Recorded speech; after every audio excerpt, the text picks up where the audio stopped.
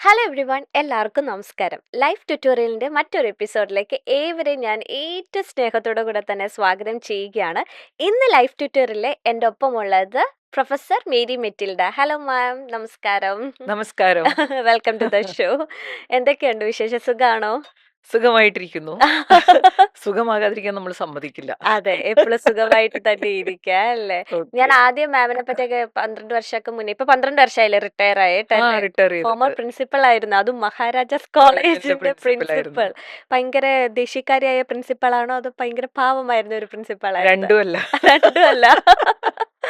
ഏ, നമ്മളൊരു കോളേജിന്റെ പ്രിൻസിപ്പൽ എന്ന് പറയുമ്പോൾ നമ്മുടെ ഉത്തരവാദിത്തങ്ങളുണ്ട്. അതെ അതേസമയം ആ ഒരു റിലേഷൻഷിപ്പ് ഉണ്ടല്ലോ, അതെ. സ്റ്റുഡൻസുമായിട്ടുള്ള റിലേഷൻഷിപ്പ്, ഉം, നമ്മുടെ കൊളീഗ്സുമായിട്ടുള്ള റിലേഷൻഷിപ്പ്. അതെ. അപ്പോൾ ഞാൻ എപ്പോഴും ലീഡർഷിപ്പിൽ രണ്ട് ഡൈമെൻഷനാണ്. ഒന്ന് ഓക്കെ പീപ്പിൾ ഓറിയന്റേഷനും ടാസ്ക് ഓറിയന്റേഷനും. ഓക്കെ അത് ഓക്കെ. രണ്ടും ഉണ്ടാവണമല്ലോ. അതെ അതെ അതെ. അപ്പൊ അതിനെ വേണ്ട വിധത്തിൽ കൈകാര്യം ചെയ്യാൻ സാധിച്ചിരുന്നു എന്നാണ് എൻ്റെ വിശ്വാസം.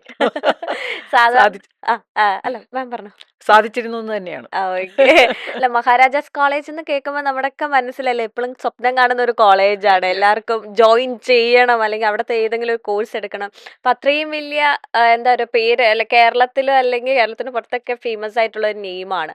അപ്പോൾ മഹാരാജാസ് ഞാനൊക്കെ പഠിക്കുമ്പം നമുക്ക് പ്രിൻസിപ്പലിനോട് അധികം ദേഷ്യം തോന്നുന്നില്ല. കാരണം പ്രിൻസിപ്പൽസ് ടീച്ചേഴ്സിനെയും കൊണ്ടായിരിക്കുമല്ലോ പല വിധത്തിലുള്ള റൂൾസ് ഇൻപുട്ട് ചെയ്യുന്നത്. ആ, അപ്പൊ നമ്മുടെയൊക്കെ ദേഷ്യം മൊത്തം ടീച്ചേഴ്സിലായിരിക്കും. മാം എങ്ങനെയാണ് ഡയറക്റ്റ് ആയിട്ട് പിള്ളേരിലേക്ക് ഇങ്ങനെ ഇഴുകി ചേർന്നതാണോ അതോ ടീച്ചേഴ്സ് വഴിയാണോ എല്ലാ കമ്മ്യൂണിക്കേഷനും പോയിരുന്നത്? അല്ല, ഞാൻ ഈ നമ്മൾ നേരത്തെ പറഞ്ഞ പോലെ ഒരു പീപ്പിൾ ഓറിയന്റേഷൻ, ആ റിലേഷൻഷിപ്പ് ബിൽഡ് ചെയ്യുക എന്നുള്ളത് എൻ്റെ ഒരു പാഷനായിരുന്നു.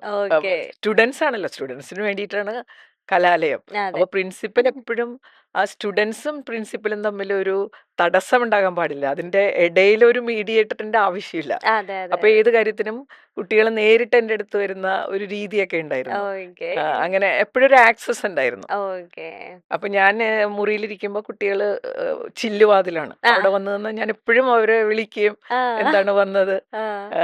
നമ്മളെപ്പോഴും ഈ ഒരു വലിയൊരു മാനേജ്മെന്റ് പ്രിൻസിപ്പിൾ ഉണ്ട്. ഉം. അതായത് ഒരു കലാലയത്തിന്റെ പ്രിൻസിപ്പൽ ആയിരിക്കുമ്പോൾ ഉം. നമുക്ക് കുട്ടികളെ കൺട്രോൾ ചെയ്യേണ്ടി വരും. അതെ അതെ ആ, അതെ. ഈ കൺട്രോൾ ഇല്ലാതെ വന്നാലും ശരിയാവില്ലല്ലോ. അതുകൊണ്ടാണ് ഞാൻ പാവമല്ലായിരുന്നു എന്ന് ആ പറഞ്ഞത്. ആ, മനസ്സിലായി. കൺട്രോൾ ഉണ്ടാവണം ഒരു സ്ഥാപനം കൊണ്ടുപോകുമ്പോൾ. അതെ അതെ. അപ്പോൾ അതിൽ പറയുന്ന ഒരു കാര്യം, in the context of highly expressed affection okay. Control will be tolerated. അതെ അപ്പോൾ ആ ഒരു എഫെക്ഷൻ അത് പ്രകടിപ്പിക്കാനുള്ളതാണ്. അതെ. അതിന് ഞാൻ കുട്ടികളുമായിട്ടുള്ള നല്ലൊരു ഇൻറ്റിമസി ഉണ്ടായിരുന്നു കേട്ടോ. ഓക്കെ. അവരുടെ കലാപരിപാടികളിലൊക്കെ അവരുടെ കൂടെ പങ്കെടുക്കുക. ഉം. കോളേജ് ഡേയിലൊക്കെ ഞാൻ ഓർക്കുന്നുണ്ട്, മഹാരാജാസ് കോളേജ് ഡേയിൽ ഞാൻ പ്രിൻസിപ്പലായിരുന്നപ്പോൾ കോളേജ് ഡേയിൽ ആ ഗാനമേളയ്ക്ക് അവസാനം പാടിയത് ആ, മാമാണ്. അന്ന് ഓക്കെ. വെച്ചാൽ ഞാനൊരു ഡിവറ്റൊക്കെ പഠിച്ചുകൊണ്ട് വന്ന് ആ പാടുന്ന ഒരാളാണ് ഞാൻ. ഓക്കെ. അപ്പോൾ അവിടെ ഒരു നിതിൻ എന്ന് പറഞ്ഞ മ്യൂസിക് ഡിപ്പാർട്ട്മെന്റിൽ എൻ്റെ ഒരു സ്റ്റുഡന്റ് ഉണ്ട്. ഡിവറ്റ് ആകുമ്പോൾ പകുതി പാടിയാൽ പകുതി. മതിയല്ലോ. അതെ അതെ അപ്പൊ അന്ന് മുത്തുച്ചിപ്പി പോലൊരു കത്തിനുള്ളിൽ വന്ന ആ, എല്ലാവർക്കും വളരെ അതെ അതെ ഹരമായിട്ടൊരു അതെ പാട്ടില്ലേ. അതെ. അപ്പൊ കോളേജ് ഡേയുടെ അവസാനം അത് പാടി.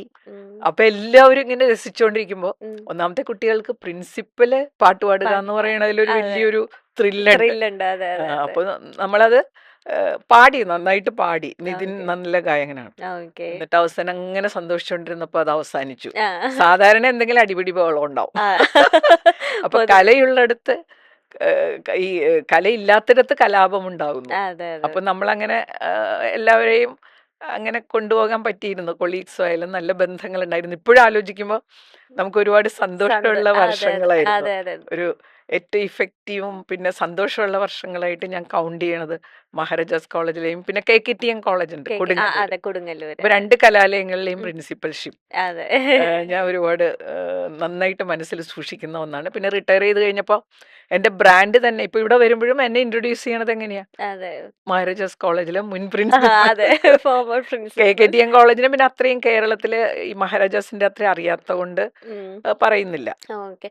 ഇപ്പം ഓക്കെ. ഞാൻ മെയിൻലി മാമിനെ ഫോക്കസ് ചെയ്യാൻ ഉദ്ദേശിക്കുന്ന ടോപ്പിക് യങ്സ്റ്റേഴ്സ് ആണ്. കാരണം ഒരുപാട് യങ്സ്റ്റേഴ്സിനെ മോൾഡ് ചെയ്തും അവരുടെ ലൈഫിനെ ശരിയാക്കിപ്പെടുത്തിയ ഒരു പ്രിൻസിപ്പൾ ആയതുകൊണ്ട് ശരിക്കും യങ്സ്റ്റേഴ്സ് എന്ന് വെച്ചാൽ ഞങ്ങളൊക്കെ കുഴപ്പക്കാരാണോ? പൊതുവെ ഇപ്പോൾ എല്ലാവരും പറയുന്നു ഇപ്പോഴത്തെ യങ്സ്റ്റേഴ്സിനെ സൂക്ഷിച്ചേ പറ്റൂ, അയ്യോ ഇപ്പോഴത്തെ യങ്സ്റ്റേഴ്സ് അങ്ങനെയാണ് ഇങ്ങനെയാണ്. അപ്പം മാം തന്നെ പറയാം, യങ്സ്റ്റേഴ്സ് കുഴപ്പക്കാരാണോ? നമുക്ക് ഈ മനുഷ്യരാരും കുഴപ്പക്കാരല്ല. ഉം. യങ്സ്റ്റേഴ്സ് ആയാലും പ്രായമുള്ളവരായാലും അതെ. മനുഷ്യരെ അല്ലല്ലോ. അതെ. അപ്പോൾ അവരെ കുഴപ്പക്കാരാക്കി തീർക്കുന്ന ചില സാഹചര്യങ്ങൾ ഉണ്ടായേക്കാം. യങ്സ്റ്റേഴ്സ് എന്ന് പറഞ്ഞു കഴിഞ്ഞാൽ എന്തിനടിസ്ഥാനത്തിലായിരിക്കും അവർ കുഴപ്പക്കാരാണെന്ന് പറയണത്? ഒന്ന്, അവർക്കൊരു സിസ്റ്റമാറ്റിക് അല്ല അവര്. പണ്ടത്തെ പോലെ ഒന്നിനോടൊരു കമ്മിറ്റ്മെന്റ് ഇല്ല, തോന്നിയ പോലെ ജീവിക്കുന്നു, അല്ലേ? പിന്നെ മദ്യം, മയക്കുമരുന്ന് ഇതിലൊക്കെ ആസക്തിയുള്ളവരാണ്. അങ്ങനെയുള്ള ഡിസിപ്ലിൻ എന്നുള്ളത് പുതിയ തലമുറ അംഗീകരിക്കുന്നില്ല. അപ്പൊ അതിൻ്റെതായിട്ടുള്ള ബുദ്ധിമുട്ടുകളുണ്ട് അവരുടെ ജീവിതത്തിൽ. നമുക്ക് മുതിർന്ന തലമുറ നോക്കുമ്പോൾ ഒരുപാട് പ്രശ്നങ്ങളുണ്ട്.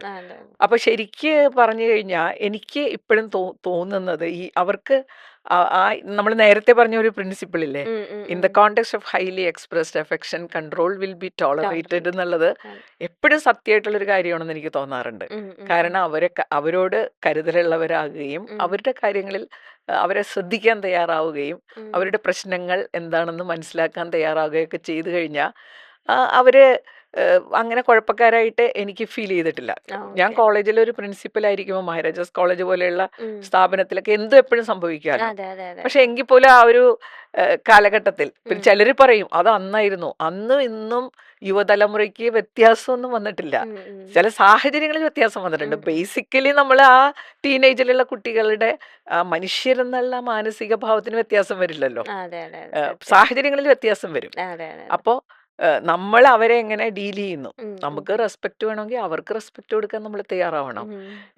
അവര് ഡിസിപ്ലിൻഡ് ആകണമെങ്കിൽ ഏറ്റവും വലുതായിട്ട് വേണ്ടത് ഡിസിപ്ലിനിൽ നമ്മൾ മാതൃകകളാവുക എന്നുള്ളതാണ്. മാതൃകയാണ് ഏറ്റവും നല്ല പ്രേരണ. അവര് നല്ല വഴിക്ക് വരണമെന്നുണ്ടെങ്കിൽ ആ വഴി കാണിച്ചു കൊടുക്കാൻ നമ്മൾ തയ്യാറാകുന്നുണ്ടോ എന്നുള്ളത് വലിയൊരു ചോദ്യമാണ്. ഇപ്പൊ നമ്മൾ പല കാര്യങ്ങളിലും അവർ ഡിസിപ്ലിൻഡ് അല്ല, അല്ലെ അവർക്ക് ഇന്ന പ്രശ്നങ്ങളുണ്ട്. പഴയ നമ്മളെപ്പോലെ എക്സ്പീരിയൻസ്ഡ് ആയിട്ടുള്ള ആളുകൾ എന്താ ചെയ്തുകൊണ്ടിരിക്കണത്? അതൊരു വലിയ ചോദ്യമല്ലേ. അവരുടെ ജീവിതം എങ്ങനെയാണ് പോകുന്നത്? അവർ നോക്കുമ്പോൾ മുതിർന്ന തലമുറ കാണിച്ചു കൊടുക്കുന്ന ചില വഴികളുണ്ട്. അപ്പൊ ലോകത്ത് വന്ന മാറ്റങ്ങൾ എല്ലാവരെയും ഒരുപാട് സ്വാധീനിക്കും. അങ്ങനെ ഒരു സ്വാധീനം ഇപ്പോഴത്തെ തലമുറയ്ക്ക് ഉണ്ടായിട്ടുണ്ട്. അതിലുപരിയായിട്ട് അവർ കുഴപ്പക്കാരാണെന്ന് എനിക്ക് തോന്നിയിട്ടില്ല. അത് മുതിർന്ന തലമുറയിലും വന്നിട്ടില്ലേ. ഇന്ന് ലോകത്ത് കാണുന്ന ഒരുപാട് മാറ്റങ്ങൾ അവരെയും ഒരുപാട് എഫക്റ്റ് ചെയ്തിട്ടുണ്ട്. അവരുടെ ഡീലിങ്സിലും അവരുടെ ചിന്തയിലും അവരുടെ രീതികളിലും അതേപോലെ ഒരു മാറ്റം എല്ലാവരിലും വന്നിട്ടുണ്ട്. അല്ലാതെ അവര് കുഴപ്പക്കാരാണ് എന്ന് നമുക്ക് ഒരിക്കലും പറയാൻ പറ്റില്ലല്ലോ. അത് മുതിർന്ന തലമുറയിലും വന്നിട്ടുള്ള ഒരുപാട് മാറ്റങ്ങളില്ലേ. നമ്മൾ കണ്ട എൻ്റെ അച്ഛനും അമ്മ അവരെ പോലെ അല്ല, ഒരുപാട് വ്യത്യാസമുണ്ട്. ചില രീതികളൊന്നും നമുക്ക് മുതിർന്ന തലമുറയുടെ ചില രീതികളൊന്നും നമുക്കും ഇഷ്ടപ്പെടാറില്ല. അത് വ്യത്യസ്തമാണെന്ന് മാത്രം. ചിലപ്പോ പുതിയ തലമുറയിൽ നമുക്ക് ഇഷ്ടപ്പെടാത്ത കാര്യങ്ങളും പഴയ തലമുറയിൽ ഇഷ്ടപ്പെടാത്ത കാര്യങ്ങളും വ്യത്യസ്തമാണെന്ന് മാത്രം. പക്ഷെ ഇതെല്ലാവരിലും സംഭവിക്കുന്നതാണ്. ഇങ്ങനെ സത്യം. ഈ അണ്ടർസ്റ്റാൻഡിങ് എന്ന് പറയുന്ന ആ ഒരു വാക്ക് വളരെ ഇമ്പോർട്ടന്റ് ആണല്ലോ. അപ്പം ഇപ്പൊ മിക്ക യങ്സ്റ്റേഴ്സ് അല്ലെങ്കിൽ എന്തെങ്കിലും പ്രശ്നമൊക്കെ എല്ലാവരും അവർ അകറ്റി നിർത്താണ് ചെയ്യുന്നത്. മനസ്സിലാക്കാൻ ശ്രമിക്കുന്നതിന് മുന്നേ തന്നെ ഓക്കെ നീ ഇതാണ് എന്നൊരു മുദ്ര വെച്ച് അത് കുറേ പേര് ഫേസ് ചെയ്യുന്ന ഒരു കാര്യമാണ്. കാരണം ഞങ്ങളെ മനസ്സിലാക്കാൻ ആരും ഇല്ല എന്നുള്ളത്. അത് മാമിന് എങ്ങനെയാണ് ആ ഒരു വ്യൂ പോയിന്റ്? എങ്ങനെയാ മാമിന്റെ? അവരെ മനസ്സിലാക്കുക എന്നുള്ളത് ഭയങ്കര ചലഞ്ചിങ്ങുമാണ്. വേറൊരാളെ മനസ്സിലാക്കുക എന്നുള്ളത് നമ്മൾ വിചാരിക്കണ പോലെ അത്ര എളുപ്പമുള്ള കാര്യമില്ല. പിന്നെ ഞാൻ നോക്കിയെടുത്തോളം മറ്റുള്ളവരവരെ മനസ്സിലാക്കുന്നത് ആ ഒരു ഇൻഡിവിജ്വൽ സ്പേസ് ആൻഡ് ഇൻഡിവിജ്വൽ ഫ്രീഡത്തിന് ഇപ്പോൾ ഒരുപാട് പ്രാധാന്യമുള്ളതാണല്ലോ. അപ്പൊ ഒരു പരിധി കൂടുതൽ അവരും എക്സ്പോസ്ഡ് ആകാൻ താല്പര്യപ്പെടുന്നുണ്ടോ? നമ്മൾ പലപ്പോഴും ചിലരുമായിട്ടൊക്കെ ഉള്ളൊരു ഇന്റിമസി സ്ഥാപിക്കാൻ ശ്രമിക്കുമ്പോൾ മാതാപിതാക്കൾക്ക് അങ്ങനെ ഒരു പ്രശ്നമുണ്ട്. അവരെ അടുക്കാൻ ശ്രമിക്കുമ്പോൾ ആ ഒരു അടുപ്പത്തിലേക്ക് ഇവരെ കൊണ്ടുവരാൻ ബുദ്ധിമുട്ടുണ്ട്. അതേസമയം അവർക്ക് എന്തെങ്കിലും പ്രോബ്ലം വന്നു കഴിയുമ്പോൾ അവർ നമ്മളെ അപ്രോച്ച് ചെയ്യും. അപ്പോൾ അങ്ങനെ അപ്രോച്ച് ചെയ്ത് വരുമ്പോൾ ചിലപ്പോൾ ഇത്രയും നാളും ഇല്ലാതിരുന്ന ഒരാൾ പെട്ടെന്ന് നമ്മുടെ അടുത്തേക്ക് വരുമ്പോൾ മാതാപിതാക്കൾക്കും അതിൻ്റെതായ ബുദ്ധിമുട്ടുണ്ടാവും. അവനൊരു പ്രോബ്ലം ഉണ്ട്. ചിലപ്പോൾ ആ ഒരു രീതിയിൽ അവർ മൂവ് ചെയ്തിട്ടില്ല. കുറെ കാലം അവർക്ക് പ്രശ്നമൊന്നും ഇല്ലെങ്കിൽ അവരെപ്പോഴും അകറ്റി നിർത്തുന്നു അവരുടേതായ വഴി. പ്രശ്നങ്ങൾ വരുമ്പോൾ അവർ ഓടി വരുന്നു. ആ ഓടി വരുമ്പോൾ ചിലപ്പോൾ ആ രീതിയിൽ ഇടപെടാത്ത ഒരു ബുദ്ധിമുട്ട് മാതാപിതാക്കൾക്കും ഉണ്ടാവും. അപ്പൊ അങ്ങനെ അവർ രണ്ടു കൂട്ടരും തമ്മിലുള്ള ഒരു സിങ്ക്രണൈസേഷൻ അത് നാച്ചുറലായിട്ട് സംഭവിക്കേണ്ടതാണ്. അല്ലാതെ ഒരു പ്രോബ്ലം വരുമ്പോൾ കേട്ടിരിക്കുക, ഉം. അത് മാത്രം എക്സ്പെക്ട് ചെയ്താൽ പോരാ. റിലേഷൻഷിപ്പ് എപ്പോഴും Maintain ആ മെയിൻറ്റെയിൻ ചെയ്താലേ പ്രോബ്ലം ഉണ്ടെങ്കിൽ അത് ഫ്രീ ആയിട്ട് പറയാൻ അവരും തയ്യാറാകൂ. അതെ അത് കേൾക്കുന്ന ഒരു ശീലം മാതാപിതാക്കളിലും വരുള്ളൂ. വരൂല. അങ്ങനെ ഒരു റിലേഷൻഷിപ്പ് ഉം. മെയിൻറ്റെയിൻ ചെയ്ത് കൊണ്ടുപോകാത്തതിൽ മാതാപിതാക്കൾക്കും എല്ലാവർക്കും അധ്യാപകർക്കും വലിയൊരു പങ്കുണ്ട്. അതെ. ഇപ്പൊ ഒന്നാമത്തത് നമ്മുടെ സോഷ്യൽ സെറ്റപ്പിൽ ഉം, ഉം, ചില കാര്യങ്ങളിൽ വ്യത്യാസം വന്നിട്ടില്ലേ. ഉം. പാരന്റിങ് എൻ്റെ പാരന്റ്സ് ചെയ്തിരുന്ന പല കാര്യങ്ങളും ഇപ്പോഴത്തെ പാരന്റ്സിന് ചെയ്യാൻ പറ്റില്ല, കുട്ടികളെ പറ്റില്ല. കൺട്രോൾ ചെയ്യുന്ന ഉം, കാര്യത്തിലും. ഉം, അപ്പൊ എല്ലാവർക്കും ഒരു ആശയക്കുഴപ്പമാണ്. ഉം, അധ്യാപകരൊക്കെ പറയും, ഉം, ഞങ്ങൾക്കിപ്പോ ഒന്നിലും ഇടപെടാൻ പറ്റില്ലല്ലോ. ഉം, ഉം, അപ്പൊ അവരെന്താ സേഫ് ആയിട്ട് ചെയ്യണത്? ഉം, എന്ത് സംഭവിച്ചാലും ചിലപ്പോൾ കോളേജിലൊക്കെ ചെന്ന് കഴിയുമ്പോൾ നമുക്ക് വിഷമം തോന്നും. ഉം. കാരണം കുട്ടികളുടെ ചില ഇടപെടലുകളും അവര് രീതികളും കാണുമ്പോൾ നമുക്ക് അയ്യോ ഇതൊന്നും നോക്കാൻ ഇവിടെ ആരുമില്ലേ എന്നുള്ള ഒരു ചോദ്യം. മനസ്സിലായി. ഞങ്ങളൊക്കെ പഴഞ്ചനായത് കൊണ്ടാണോന്ന് അറിയില്ല. അയ്യോ ഇതൊന്നും ആരും. അപ്പോൾ അധ്യാപകർ പറയണത് എന്താ, ടീച്ചറിനെ അറിയില്ല, അതിലൊക്കെ ഇടപെട്ട പിന്നെ അങ്ങനത്തെ കേസാവും ഇങ്ങനത്തെ കേസാവും. അതെ, അതെ, അതെ, അതെ. അങ്ങനെ സംഭവിക്കുന്നുണ്ട്. ഉം, ഉം, ഉം, ഉം. അധ്യാപകര് ടാർഗറ്റഡ് ആകുന്ന. അതെ, അതെ. അപ്പൊ നിരവധി കേസുകളുണ്ട്. ഇതെല്ലാം വളരെ കൃത്യമായിട്ട് അല്ലെങ്കിൽ ഭംഗിയായിട്ട് കൊണ്ടുപോകണമെങ്കിൽ നമ്മൾ ഒരുപാട് എഫേർട്ട് ഇടേണ്ടി വരും. ഉം, ഉം, ഉം. ഞാനിപ്പോഴും എൻ്റെ മനസ്സിലുള്ള ഒരു കാര്യം, ഇപ്പൊ ഞാനൊരു പ്രിൻസിപ്പലായിട്ടിരുന്നു. അതെ. ശരിക്കും പറഞ്ഞു കഴിഞ്ഞാൽ നമ്മൾ നന്നായിട്ട് എഫേർട്ട് ഇട്ടാലേ ഈ പറയുന്ന കാര്യം നടക്കുകയുള്ളൂ. ഓക്കെ. എഫെക്ഷനും വേണം, കൺട്രോളും കൺട്രോൾ. വേണം. അതെ, ഇതെല്ലാം കൂടി കൊണ്ടുപോകണമെങ്കിൽ അതെ. നമ്മുടെ ഫസ്റ്റ് പ്രയോറിറ്റിയിലെ ആ പ്രിൻസിപ്പലായിരിക്കണം. രാവിലെ എഴുന്നേൽക്കുമ്പോൾ ഞാൻ പ്രിൻസിപ്പലാണ്. ആ കുറേ കാര്യങ്ങൾ നമ്മുടെ ജീവിതത്തിലുണ്ടല്ലോ. അതെ. അതിൽ ആ പ്രയോറിറ്റിയിൽ, അതായത് ഏറ്റവും കൂടുതൽ സമയവും തിങ്കിങ്, ഉം, ഉം. എങ്ങനെയാണ് അവരെ റെഡിയാക്കി റെഡിയാക്കുന്നത്. എടുക്കേണ്ടതെന്നുള്ള ആ ഒരു ചിന്ത നമ്മുടെ മനസ്സിലുണ്ടാവുകയും അതിനുള്ള പ്ലാൻസ് അവരിങ്ങനെ ചെയ്താൽ ഞാൻ എങ്ങനെ ചെയ്യണം, അത് ഞാൻ നന്നായിട്ട് അങ്ങനെ ഹോംവർക്ക് ചെയ്തിട്ടാണ് ഓരോ ദിവസവും വന്നിരുന്നത്. എന്തെങ്കിലും പ്രോബ്ലം ആൻറ്റിസിപ്പേറ്റ് ചെയ്യും. അത് വന്നു കഴിഞ്ഞാൽ ഞാൻ എങ്ങനെയാണ് ഇടപെടേണ്ടത്. കാരണം അപ്പുറത്ത് നിൽക്കുന്നത് വിദ്യാർത്ഥികളാണ്, ടീനേജേഴ്സാണ്. എൻ്റെ ഓരോ പെരുമാറ്റവും സംസാരവും അവരെ എഫക്റ്റ് ചെയ്യും. അതെ, അതെ, അതെ. പിന്നെ എന്നെ സംബന്ധിച്ച് ഒരു പ്ലസ് പോയിന്റ് എന്താണെന്ന് വെച്ചാൽ, ഞാൻ ഒരുപാട് കാലങ്ങളായിട്ട് ഹ്യൂമൻ റിസോഴ്സ് ഡെവലപ്മെന്റ് ട്രെയിനിങ് നടത്തുന്ന ഒരാളാണ്. ഓക്കെ. എങ്ങനെ പെരുമാറണം, എങ്ങനെ സംസാരിക്കണം, ഓക്കെ, അങ്ങനെ ഓക്കെ. മാനേജ്മെന്റിൽ കുറെ അവഗാഹമൊക്കെ ഉണ്ടായിരുന്ന ഒരാളാണെന്ന് പറയാം. കുറെ ഓക്കെ. പഠിച്ചിട്ടുണ്ട്, ട്രെയിനിങ് നടത്തിയിട്ടുണ്ട്. ഓക്കെ. പിന്നെ കലാലയത്തിൽ കോളേജിൽ ജോയിൻ ചെയ്തപ്പോൾ തുടങ്ങി കുട്ടികളുടെ കാര്യങ്ങളിലൊക്കെ ഇൻവോൾവ് ആണ്. Involved അപ്പൊ ആണ്. നമുക്കൊരു പ്രിൻസിപ്പലായപ്പോ ഒരു അനുഭവം, എന്ത് പ്രോബ്ലം ഉണ്ടെങ്കിലും ഞാനത് നേരത്തെ ഡീൽ ചെയ്തിട്ടുള്ളതാണ്. അങ്ങനെ ഒരു കോൺഫിഡൻസ് അത് അതെ. ആ അല്ലെങ്കിൽ അവിടെ ഡീൽ ചെയ്തിട്ടുണ്ട്. അപ്പൊ നമുക്കൊരു കോൺഫിഡൻസ് ഉണ്ട്. അതെ, അതെ. പിന്നെ എങ്ങനെ അവരോട് സംസാരിക്കണം, അതിലൊക്കെ അത് നല്ല ബുദ്ധിമുട്ടാണ് കേട്ടോ. ഇറ്റ് ഈസ് നോട്ട് ഈസി, അതെ, പക്ഷെ സിമ്പിൾ ആണ്. ഉം. കാരണം മനുഷ്യരല്ലേ, മനുഷ്യരെ ഡീൽ ചെയ്യുക എന്നുള്ളത് ഉം. ഈസി അല്ലെങ്കിൽ സിമ്പിൾ ആണ്. അതെ. മനുഷ്യരൊക്കെ ബേസിക്കലി നേരത്തെ ചോദിച്ച പോലെ കുഴപ്പക്കാരൊന്നും അല്ല. അങ്ങനെ കുഴപ്പക്കാരായ ആളുകളെ ഞാൻ അധികമൊന്നും ജീവിതത്തിൽ കണ്ടിട്ടില്ല കേട്ടോ. ഞാൻ എത്രയോ ആളുകളുമായിട്ട് അതെ. ഡീൽ ചെയ്തിട്ടുള്ള ആളാണ്. അതെ, അതെ. കുഴപ്പം പിടിച്ചതെന്ന് പറയുന്നത് ഉം. എത്ര ചെറിയ ശതമാനമാണ്. ഉം. ചിലപ്പോഴേക്കും എനിക്ക് തോന്നും മനുഷ്യരൊക്കെ ഇത്ര പാവങ്ങളാണോ എന്ന്. ഞാൻ ഈ ഒരു ഓൺലൈൻ കോഴ്സ് നടത്തുന്നുണ്ട്. ആ. അപ്പൊ ഈ ഓൺലൈൻ കോഴ്സിൽ വരുന്ന ആളുകളെയൊക്കെ കാണുമ്പോൾ ഇത്രയും നല്ല മനുഷ്യർ ഈ ഭൂമിയിലുണ്ടോ, അങ്ങനെ ഇത്ര നല്ല ആളുകളാണ്. അതെ. ഒരു ചെറിയ ശതമാനമാണ് അതെ. അത്. അതിൽ അവര് മാത്രമല്ല, നമ്മളും കൂടി കുറ്റക്കാരാണ്. ആ ആ. ഡീൽ ചെയ്യണം, രണ്ടു കൂട്ടർക്കും പ്രശ്നം അതെ, ഉണ്ടാവുമല്ലോ. അതെ, സത്യം. അപ്പൊ അങ്ങനെ ഈ മാം ഈ പ്രിൻസിപ്പൾ ആയിരുന്നപ്പോ ഇങ്ങനെ വിദ്യാർത്ഥികള് അല്ലെങ്കിൽ അവരുടെ സങ്കടങ്ങൾ പറയാനായിട്ട് അല്ലെങ്കിൽ അവരെ അങ്ങനെ ഒരു സ്റ്റേജിലൂടെ മാം അങ്ങനെ കണ്ടിട്ടുണ്ട് വിദ്യാർത്ഥികളായിട്ട് ഇങ്ങനെ പേഴ്സണൽ ടോക്ക് അല്ലെങ്കിൽ അവരുടെ സങ്കടങ്ങൾ ഓപ്പൺ അപ്പ് ചെയ്യുന്ന ഒരു സ്പേസ് ആയിരുന്നു മാമിന്റെ ആ ഒരു എനിക്കെപ്പോഴും അങ്ങനെ കുട്ടികൾക്ക് ആക്സസ് ഉണ്ടായിരുന്നു എന്ന് തന്നെയാണ് അവരും എന്നോട് പറഞ്ഞിട്ടുണ്ട്. അവര് ചിലപ്പോൾ ഞങ്ങൾക്ക് ഇത്രയും ഫ്രീഡം ടീച്ചറിന്റെ അടുത്ത് വരാനും അത് അത് രസമുള്ള ചില കാര്യങ്ങളൊക്കെ എൻ്റെ ഓർമ്മയിലുണ്ട്. ഞാനൊരു ദിവസം ഈ കുട്ടികളെ എപ്പോഴും കുട്ടികളിന്ന് നമ്മളെ സ്റ്റുഡൻസിനെ വിദ്യാർത്ഥികളെ എപ്പോഴും ഞാൻ എപ്പോഴും ഒരു I am okay you are okay എന്നുള്ള രീതിയിലേ കണ്ടിട്ടുള്ളൂ കേട്ടോ. എപ്പോഴും അങ്ങനെയാണ് എൻ്റെ കൊളീഗ്സിനെയൊക്കെ ഒരു സമഭാവന എന്ന് പറയില്ലേ. പക്ഷെ പലപ്പോഴും അവരെ ടീച്ചേഴ്സ് ട്രീറ്റ് ചെയ്യണത് അങ്ങനെയല്ല. ഐ ആം ഓക്കെ, ടീച്ചറുകൾ I am okay you are not okay എന്നൊരു മനോഭാവം പലപ്പോഴും കണ്ടിട്ടുണ്ട്. അപ്പൊ ഞാൻ എപ്പോഴും വിദ്യാർത്ഥികള് വന്നു കഴിഞ്ഞാൽ അവർ ഇരുത്തിയേ സംസാരിക്കാറുള്ളൂ കേട്ടോ. നിങ്ങൾ അവിടെ ഇരിക്കൂ, നമുക്ക് ഇരുന്ന് സംസാരിക്കാം. എന്നൊക്കെ പറഞ്ഞ് അപ്പൊ ചിലപ്പോ അവര് ഭയങ്കര പ്രക്ഷുബ്ധരായിട്ട് വരുമ്പോ അത് ഞാനൊരിക്കൽ വീഡിയോയിൽ പറഞ്ഞിട്ടുണ്ട്. ഞങ്ങൾ ഇരുത്താനൊന്നും നോക്കണ്ടെന്നൊക്കെ പറഞ്ഞ് ചൂടാവും. എന്നാലും നമ്മൾ അവിടെ ഇരിക്കൂ. കാരണം നമ്മുടെ മനസ്സിൽ ഏറ്റവും ഇമ്പോർട്ടന്റ് അവരുമായിട്ടുള്ള റിലേഷൻഷിപ്പും അവർക്ക് വേണ്ടിയിട്ടുള്ളതാണ് കോളേജ്. ഞാനവിടെ പ്രിൻസിപ്പലായിരിക്കണത് എനിക്ക് വേണ്ടിയിട്ടുള്ള കോളേജിന് വേണ്ടിയിട്ടുള്ളതാണ്. അതുള്ളത് കൊണ്ട് അങ്ങനെ ഒരു ചിന്തയിൽ അവര് ഇരുത്തി സംസാരിക്കണം. അവര് ചിലപ്പോൾ ചൂടാവും. അങ്ങനെ ഞങ്ങൾ ഇരുത്താനൊന്നും നോക്കണ്ട. നമ്മൾ ഇരിക്കാൻ നിർബന്ധിക്കും. അങ്ങനെ ഇരുന്ന് കഴിഞ്ഞ് സംസാരിക്കുമ്പോ അവര് മാറി. കുഴപ്പക്കാരായിട്ട് വന്നവരാണ്. പക്ഷെ അവര് നമ്മുടെ മുമ്പിൽ ഇരിക്കുമ്പോ അപ്പൊ ഞാൻ വൈസ് പ്രിൻസിപ്പൽ ആയിരുന്നപ്പോ ഒരിക്കൽ ഇതുപോലെ കുറെ സ്റ്റുഡൻസ് പ്രിൻസിപ്പലിനെ കാണാൻ വന്നു. പ്രിൻസിപ്പൽ ഉണ്ടായില്ല. അപ്പൊ ഞാൻ പറഞ്ഞു നിങ്ങൾ അവിടെ ഇരിക്കൂ, സാറിപ്പോ വരും. കുറച്ച് കഴിഞ്ഞപ്പോ സാറ് വന്നു. സാറോട് നിങ്ങളോട് ആരാണ് ഇവിടെ കയറി ഇരിക്കാൻ പറഞ്ഞത്? അപ്പൊ ഇവിടെ ഇരിക്കാനൊന്നും പറ്റൂല. അപ്പൊ ഞാൻ വിചാരിച്ചു എത്ര ആ ഒരു കൺസിഡറേഷൻ ഇല്ലാതെയാണ് സംസാരിക്കണത്. ആ കുട്ടികളോട് ആ സമയത്ത് പറയുമ്പോഴുള്ള അവരുടെ മാനസിക ഭാവം ഒന്ന് ആലോചിച്ച് നോക്കിയേ. അപ്പൊ അങ്ങനെയൊക്കെ സംസാരിക്കാൻ നമുക്ക് പറ്റുന്നുണ്ടല്ലോ എന്നാണ് എനിക്ക് അത്ഭുതം. ആ കുട്ടികൾ അതിനോട് പ്രതികരിക്കാതെ എല്ലാവരും എഴുന്നേറ്റു. അപ്പൊ ഞാൻ പറഞ്ഞിട്ടാണ് ഇരുന്നതെന്ന്.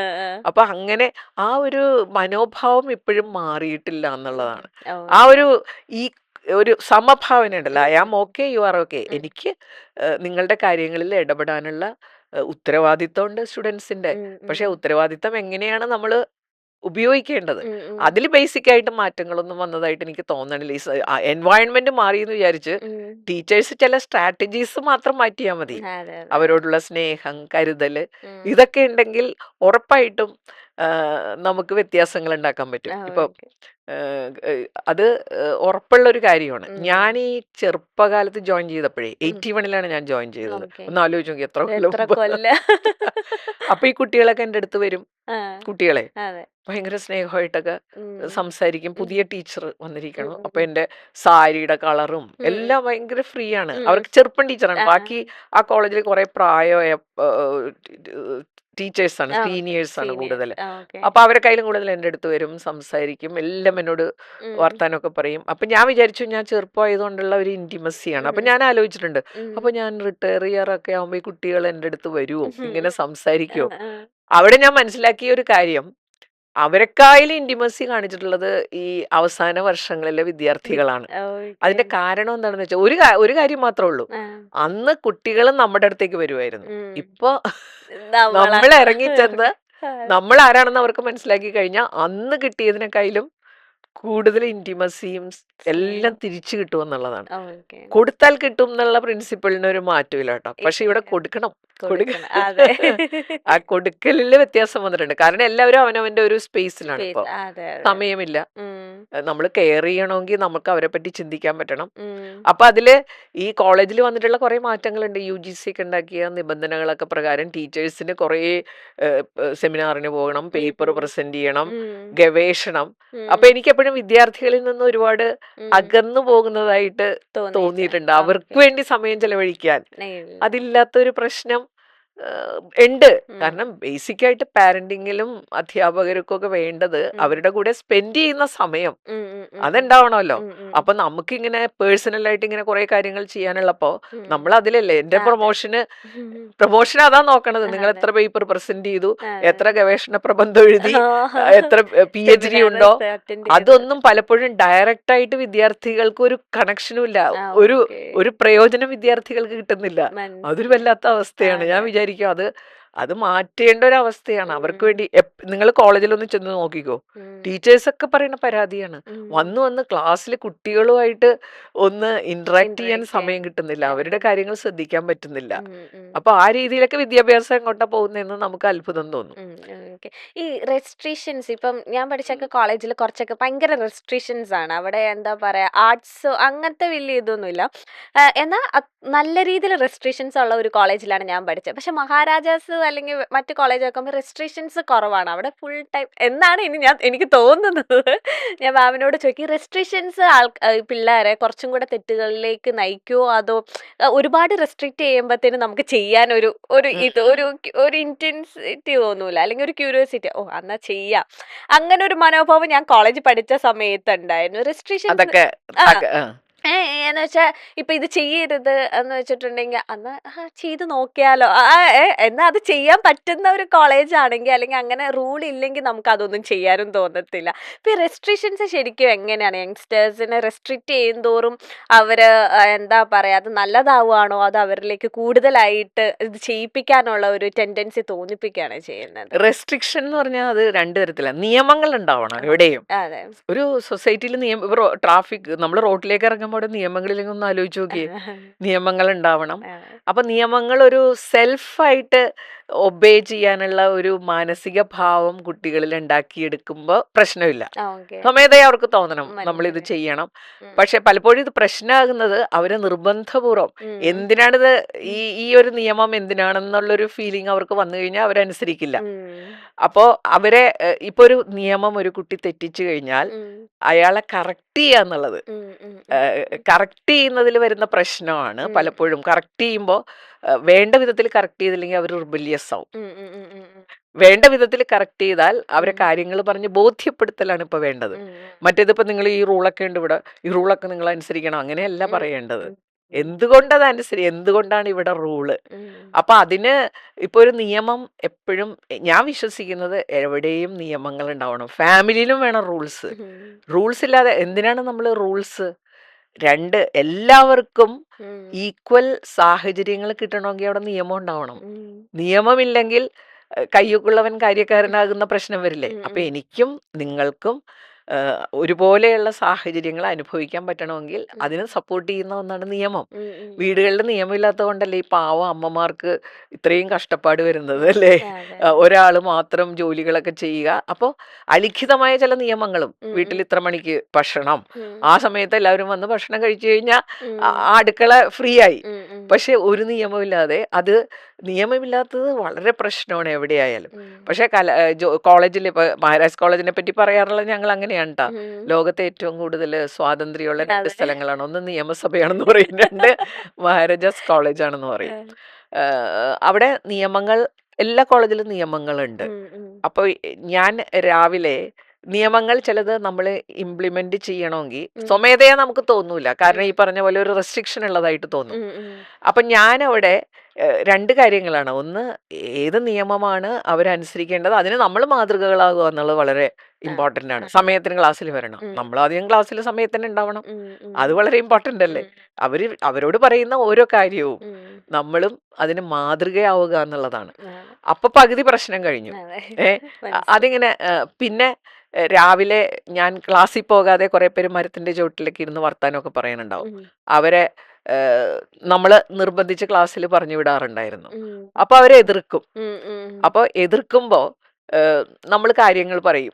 അല്ലാതെ അവര് നമ്മളെ എതിർക്കുമ്പോ നമുക്ക് പലപ്പോഴും പറ്റാറുള്ളത് നമ്മളും ചൂടാവും. അതില്ല. അപ്പൊ നമ്മള് സ്നേഹപൂർവ്വം കാര്യങ്ങളൊക്കെ പറഞ്ഞ് മനസ്സിലാക്കി അങ്ങനെ ഒരാഴ്ച രാവിലെ ഞാൻ നേരത്തെ ചോദിച്ചില്ലേ, കുട്ടികളിലേക്ക് ഇറങ്ങി ചെല്ലുമായിരുന്നു. അപ്പൊ നടന്ന് എല്ലാവരെയും ക്ലാസ്സിലേക്ക് പറഞ്ഞു വിടും.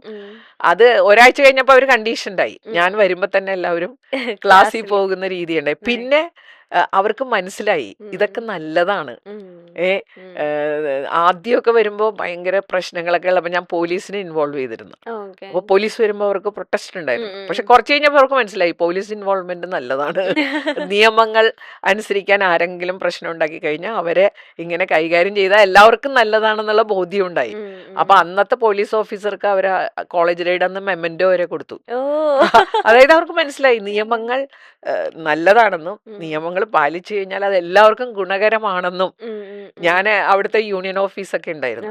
അതൊക്കെ ഏതു സമയവും തുറന്ന് കുട്ടികൾക്ക് കയറി ഇറങ്ങുന്ന ഒരിടം അങ്ങനെയൊക്കെ ആയിരുന്നു. അപ്പൊ നമ്മളത് താഴ്ന്നാക്കോലൊക്കെ പൂട്ടി ആവശ്യമുള്ളപ്പോ ഇത് തുറന്നു തരാം. അങ്ങനെ ചെറിയ നിയമങ്ങളൊക്കെ ഉണ്ടാക്കി. അവസാനം അവർക്ക് മനസ്സിലാവാണ് നിയമങ്ങള് എല്ലാവർക്കും നല്ലതാണ്.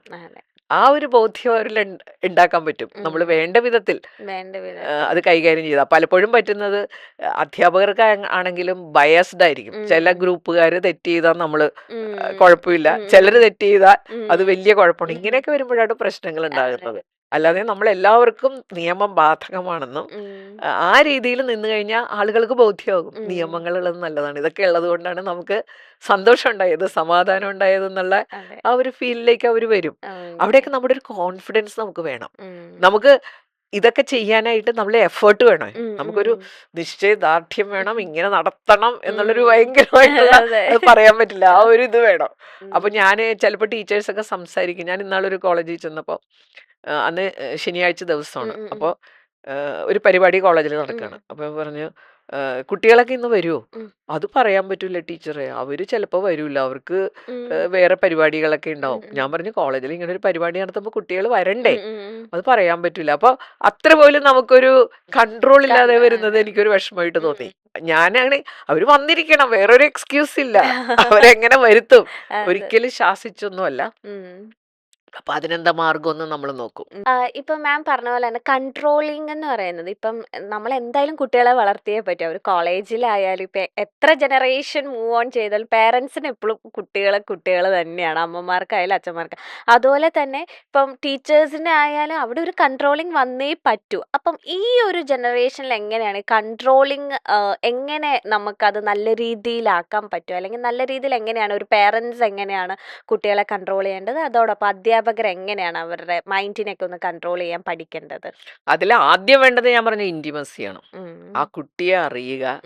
ആ റിലേഷൻഷിപ്പിൽ ആദ്യം പലപ്പോഴും ഈ കോളേജിലൊക്കെ വെച്ച് സംഭവിക്കുന്നത് എന്താണെന്ന് വെച്ചാൽ വളരെ അകലങ്ങളിലാണ് കുട്ടികളും ടീച്ചേഴ്സൊക്കെ തമ്മിൽ. അപ്പോൾ ചിലപ്പോഴൊക്കെ ടീച്ചേഴ്സ്, ഞങ്ങളൊക്കെ പഠിക്കുമ്പോൾ അത് അകലം വളരെ കൂടുതലായിരുന്നു കേട്ടോ. പിന്നെ അന്നത്തെ പ്രത്യേക സാഹചര്യങ്ങളിൽ അത്രയും ചലഞ്ചിങ് അല്ല, നമ്മൾ നമ്മുടെ കാര്യമൊക്കെ ചെയ്തോളും. ഇന്ന് അങ്ങനെയല്ല. ഇന്നത്തെ എൻവയോൺമെന്റില് നമ്മള് അവരെ ചേർത്ത് പിടിക്കുക എന്നുള്ളത്, നമുക്ക് അവര് നമ്മളോടുള്ള ഒരു സ്നേഹം, ബഹുമാനം, അതുകൊണ്ട് അവരുടെ പെരുമാറ്റത്തിൽ അവര് കൺട്രോൾഡ് ആകുന്ന ഒരു കാലഘട്ടത്തിലാണ് നമ്മൾ ജീവിക്കണത്. അല്ലാണ്ട് സ്വയം ഇത് തോന്നണമെന്നില്ല. മറ്റേ ബോധമുള്ള ഒരു കാലഘട്ടത്തിലാണ് നമ്മൾ ജീവിച്ചിരുന്നത്. നമുക്ക് ഡിസ്ട്രാക്ഷൻസ് കുറവാണ്. ഇന്ന് അങ്ങനെയല്ലല്ലോ, ഒരുപാട് ഡിസ്ട്രാക്ഷൻസ് ഉണ്ട്. അപ്പൊ ആ ഡിസ്ട്രാക്ഷൻസിലേക്ക് അവര് മാറാതെ അവര് ആ നിയമങ്ങൾ അനുസരിക്കണം, അല്ലെങ്കിൽ ആ കൺട്രോൾ വന്നു കഴിഞ്ഞാൽ അവര് റിബല്യസ് ആകുകയും ചെയ്യും. കാരണം അന്ന് ഉള്ള കാലഘട്ടവും ഇന്നത്തെ കാലഘട്ടവും തമ്മിൽ നല്ല വ്യത്യാസമുണ്ട്. കാരണം ഇന്ന് എല്ലാവർക്കും അവനവന്റെ അവകാശങ്ങളെ പറ്റി അറിയാം, അല്ലേ? ചൈൽഡ് റൈറ്റ്സ്, അതുപോലെ വിദ്യാർത്ഥികൾക്ക് അവരുടെ അവകാശങ്ങളെ പറ്റി അറിയാം. അവരെന്തെങ്കിലും കംപ്ലൈന്റ് കൊടുത്തു കഴിഞ്ഞാൽ അതിന് റിസൾട്ട് കിട്ടുന്ന ഒരു കാലമാണ്, അത് ഗൗരവത്തിലെടുക്കുന്ന ഒരു കാലമാണ്. അപ്പൊ അതിൻ്റെതായിട്ടുള്ള ഒരു പേടിയും അധ്യാപകർക്ക് ഉണ്ടാവുമല്ലോ. അപ്പോ ആ ഒരു കൺട്രോൾ അപ്പൊ എങ്ങനെ കൊണ്ടുപോകുമെന്നുള്ളത് വളരെ കാര്യമായിട്ട് നമ്മള് ആലോചിച്ച് പ്രാവർത്തികമാക്കേണ്ട ഒന്നാണ്. അപ്പൊ അവിടെയൊക്കെ നമ്മുടെ ആശയവിനിമയം എപ്പോഴും ഞാൻ നോക്കിയിട്ടുണ്ട്, ചില ഇഷ്യൂസ് ഉണ്ടാകുമ്പോൾ ആളുകൾ വളരെ പ്രൊവോക്കിംഗ് ആയിട്ടൊക്കെ സംസാരിക്കുന്നു. ഇപ്പോഴും അത് മനസ്സിലാകാത്തതിൽ എനിക്ക് അത്ഭുതമുണ്ട് കേട്ടോ. ഇപ്പൊ ഒരാളോട് സംസാരിക്കുമ്പോൾ തന്നെ ഒരാളെ കറക്റ്റ് ചെയ്യുന്നു, നമുക്കൊരാളെ കറക്റ്റ് ചെയ്യണം. കറക്റ്റ് ചെയ്യുമ്പോൾ എപ്പോഴും കറക്റ്റ് ചെയ്യുമ്പോൾ ഒരു കുറ്റപ്പെടുത്തൽ വരും, താൻ എന്താണ് ഇങ്ങനെ ചെയ്തത്. അങ്ങനെ സംസാരിക്കേണ്ട കാര്യമില്ല. അപ്പൊ ഇപ്പൊ എന്റെ മുൻപിൽ ഒരു വിദ്യാർത്ഥി തെറ്റ് ചെയ്തു കഴിഞ്ഞാൽ അവിടെ വിദ്യാർത്ഥിയല്ല കുഴപ്പം, വിദ്യാർത്ഥി ചെയ്ത ഒരു ആക്ഷനാണ് കുഴപ്പം. എപ്പോഴും മനുഷ്യർക്കുള്ള ഒരു ദൗർബല്യമാണ് ഈ ആക്ഷൻ ചെയ്ത വ്യക്തിയുമായിട്ട് അത് റിലേറ്റ് ചെയ്ത് ആ ആക്ഷനാണ് അയാൾ കറക്റ്റ് ചെയ്യേണ്ടത്. പക്ഷെ നമ്മളെപ്പോഴും ആ വ്യക്തി കുഴപ്പക്കാരനാണ്. നേരത്തെ പറഞ്ഞോളെ, അതാണ് നമ്മുടെ ഏറ്റവും വലിയ പ്രശ്നം. അയാൾ ചെയ്ത ഒരാക്ഷനാണ് കുഴപ്പം, വ്യക്തി എന്നുള്ള നിലയിൽ അയാൾ കുഴപ്പക്കാരനല്ല. അത് നമ്മൾ തിരിച്ചറിയുന്നില്ല. ഒരു തെറ്റ് ചെയ്ത് കഴിഞ്ഞാൽ അയാൾ കുഴപ്പക്കാരനായിട്ട് അങ്ങനെ എല്ലാവരും കൂടി പറഞ്ഞാൽ അയാൾ കുഴപ്പക്കാരനാകും. അയാൾ ചെയ്ത ഒരു കാര്യമായിരിക്കും, അയാൾ 10 കാര്യം നല്ലത് ചെയ്തിട്ടുണ്ടാവും. നമ്മുടെ മനുഷ്യരുടെ ഏറ്റവും വലിയ പ്രശ്നമല്ലേ, 9 കാര്യം നല്ലത് ചെയ്താലും 10ാമത്തെ കാര്യം കുഴപ്പം ചെയ്താൽ അത് ആ വ്യക്തിപരമായിട്ട് എടുക്കും. എപ്പോഴും നമ്മൾ ഓർക്കേണ്ട ഒരു കാര്യം അതാണ്, അയാൾ ചെയ്ത ഒരു ആക്ഷനാണ് കുഴപ്പം. അത് അയാളോട് സംസാരിക്കുമ്പോൾ പലപ്പോഴും അയാൾക്ക് തോന്നണത് എന്താ, അയാളെ കുഴപ്പമായിട്ടാണ് ഫീൽ ചെയ്യണത് നമ്മുടെ കമ്മ്യൂണിക്കേഷനിൽ നിന്ന്. അപ്പോഴാണ് നമുക്ക് ഉപയോഗിക്കാവുന്ന നല്ല ഒന്നാം തരം ടെക്നിക്കൊക്കെ ഉണ്ട് കമ്മ്യൂണിക്കേഷനിൽ. അതായത് ഒരാളെ കറക്റ്റ് ചെയ്യുമ്പോൾ ഒരിക്കലും അയാളെ കുറ്റപ്പെടുത്തിക്കൊണ്ട് തുടങ്ങരുത്. താൻ എപ്പോഴും ഇങ്ങനെയാണല്ലോ, തന്നോട് 100 പ്രാവശ്യം പറഞ്ഞാലും ഇതൊക്കെയാണ് നമ്മുടെ സാധാരണ കമ്മ്യൂണിക്കേഷൻ. അതൊക്കെ മാറ്റേണ്ട കാലം കഴിഞ്ഞു. കാരണം അപ്പുറത്ത് നിൽക്കുന്ന വ്യക്തിക്ക് ഒരുപാട് അവകാശങ്ങളുണ്ടെന്നും അതിനെപ്പറ്റി അയാൾ ഒരുപാട് ബോധമുള്ള കാലഘട്ടത്തിൽ ജീവിക്കണത്. മറ്റേത് അറിയില്ല. നമ്മുടെ അറിവ് ഭയങ്കര പരിമിതമായിരുന്നല്ലേ. ഇത് ഓരോരുത്തർക്കും അറിയാം അവരുടെ അവകാശം എന്താണ്. അപ്പൊ അവരോട് സംസാരിക്കുമ്പോൾ ആ ബഹുമാനത്തോടു കൂടി സംസാരിക്കുക, കറക്റ്റ് ചെയ്യുക എന്നുള്ള ഉത്തരവാദിത്വമാണ്. അപ്പൊ അതിനൊരു പേര് പറയൂ കേട്ടോ, വിൻസ്ക്രിപ്റ്റ് എന്ന് പറയാ. വിൻസ്ക്രിപ്റ്റ് എന്ന് പറഞ്ഞാൽ ഒരിക്കലും ആളെ കറക്റ്റ് ചെയ്യുമ്പോൾ അയാളെ അറ്റാക്ക് ചെയ്യരുത്, അയാൾ ചെയ്ത ആക്ഷൻ ഹൈലൈറ്റ് ചെയ്യണം. അപ്പൊ അതിന് വിൻസ്ക്രിപ്റ്റിന്റെ അർത്ഥം ഇതാണ്. ഇപ്പൊ ഒരു കുട്ടി എന്നും ക്ലാസ്സിൽ വൈകി വരുന്നു, അപ്പൊ താനെന്താണ് എപ്പോഴും വൈകി വരണത്? അപ്പൊ ഒരിക്കലും അയാൾക്ക് അത് കറക്റ്റ് ചെയ്യണമെന്ന് തോന്നില്ല. മനുഷ്യരങ്ങനെയാണ്. അപ്പൊ നമ്മൾ പറയേണ്ടത് when you come late like this, നിങ്ങൾ ഇങ്ങനെ എല്ലാ ദിവസവും വൈകി വരുമ്പോ വെൻ വെച്ചിട്ട് ആ വൈകി വരിക എന്നുള്ളതാണ് നമ്മൾ ഹൈലൈറ്റ് ചെയ്യണത്, അല്ലാണ്ട് ആളെ അല്ല. നമ്മുടെ വിഷമങ്ങൾ പറയാ, ആസ് എ ടീച്ചർ എന്റെ വിഷമം പറയാ, അല്ലാണ്ട് അയാളെ കുറ്റപ്പെടുത്തരുത്. അയാൾ ചെയ്തത് കൊണ്ട് അപ്പൊ എനിക്ക് ഇന്ന പ്രശ്നങ്ങൾ ഉണ്ടായി, എന്റെയാണ്, എനിക്ക് നിങ്ങളിങ്ങനെ വൈകി വരുന്നതുകൊണ്ട് എനിക്ക് I find it difficult to manage the class. അതാണ് എന്റെ ഫീലിങ്സ് പറയാ, ഒരിക്കലും അയാളെ കുറ്റപ്പെടുത്തി പറയാതെ നമ്മുടെ ഫീലിങ്സ് പറയാ, നമ്മുടെ ആവശ്യം പറയാ. അതുകൊണ്ട് നാളെ കഴിയുന്നത് നേരത്തെ ഇങ്ങ് പോര്, അല്ലെങ്കിൽ വൈകി വരുന്ന ദിവസം എന്നെ ഒന്ന് നേരത്തെ വിളിച്ചു പറയണം. ഇങ്ങനെയൊക്കെ പറഞ്ഞു കഴിഞ്ഞാൽ മാറ്റങ്ങൾ ഉണ്ടാകുന്നത് എനിക്ക് ഒരുപാട് അനുഭവം ഉണ്ടാ. നമ്മൾ ആ സ്റ്റൈൽ ഓഫ് കമ്മ്യൂണിക്കേഷൻ, എന്നോടാണ് വിരോധമെന്ന് തോന്നൂല.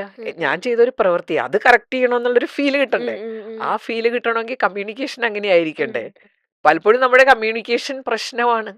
നമ്മൾ ഈ മാറിയ സാഹചര്യത്തിൽ എങ്ങനെ കമ്മ്യൂണിക്കേറ്റ് ചെയ്യണമെന്ന് ഇപ്പോഴും അറിഞ്ഞൂടാ.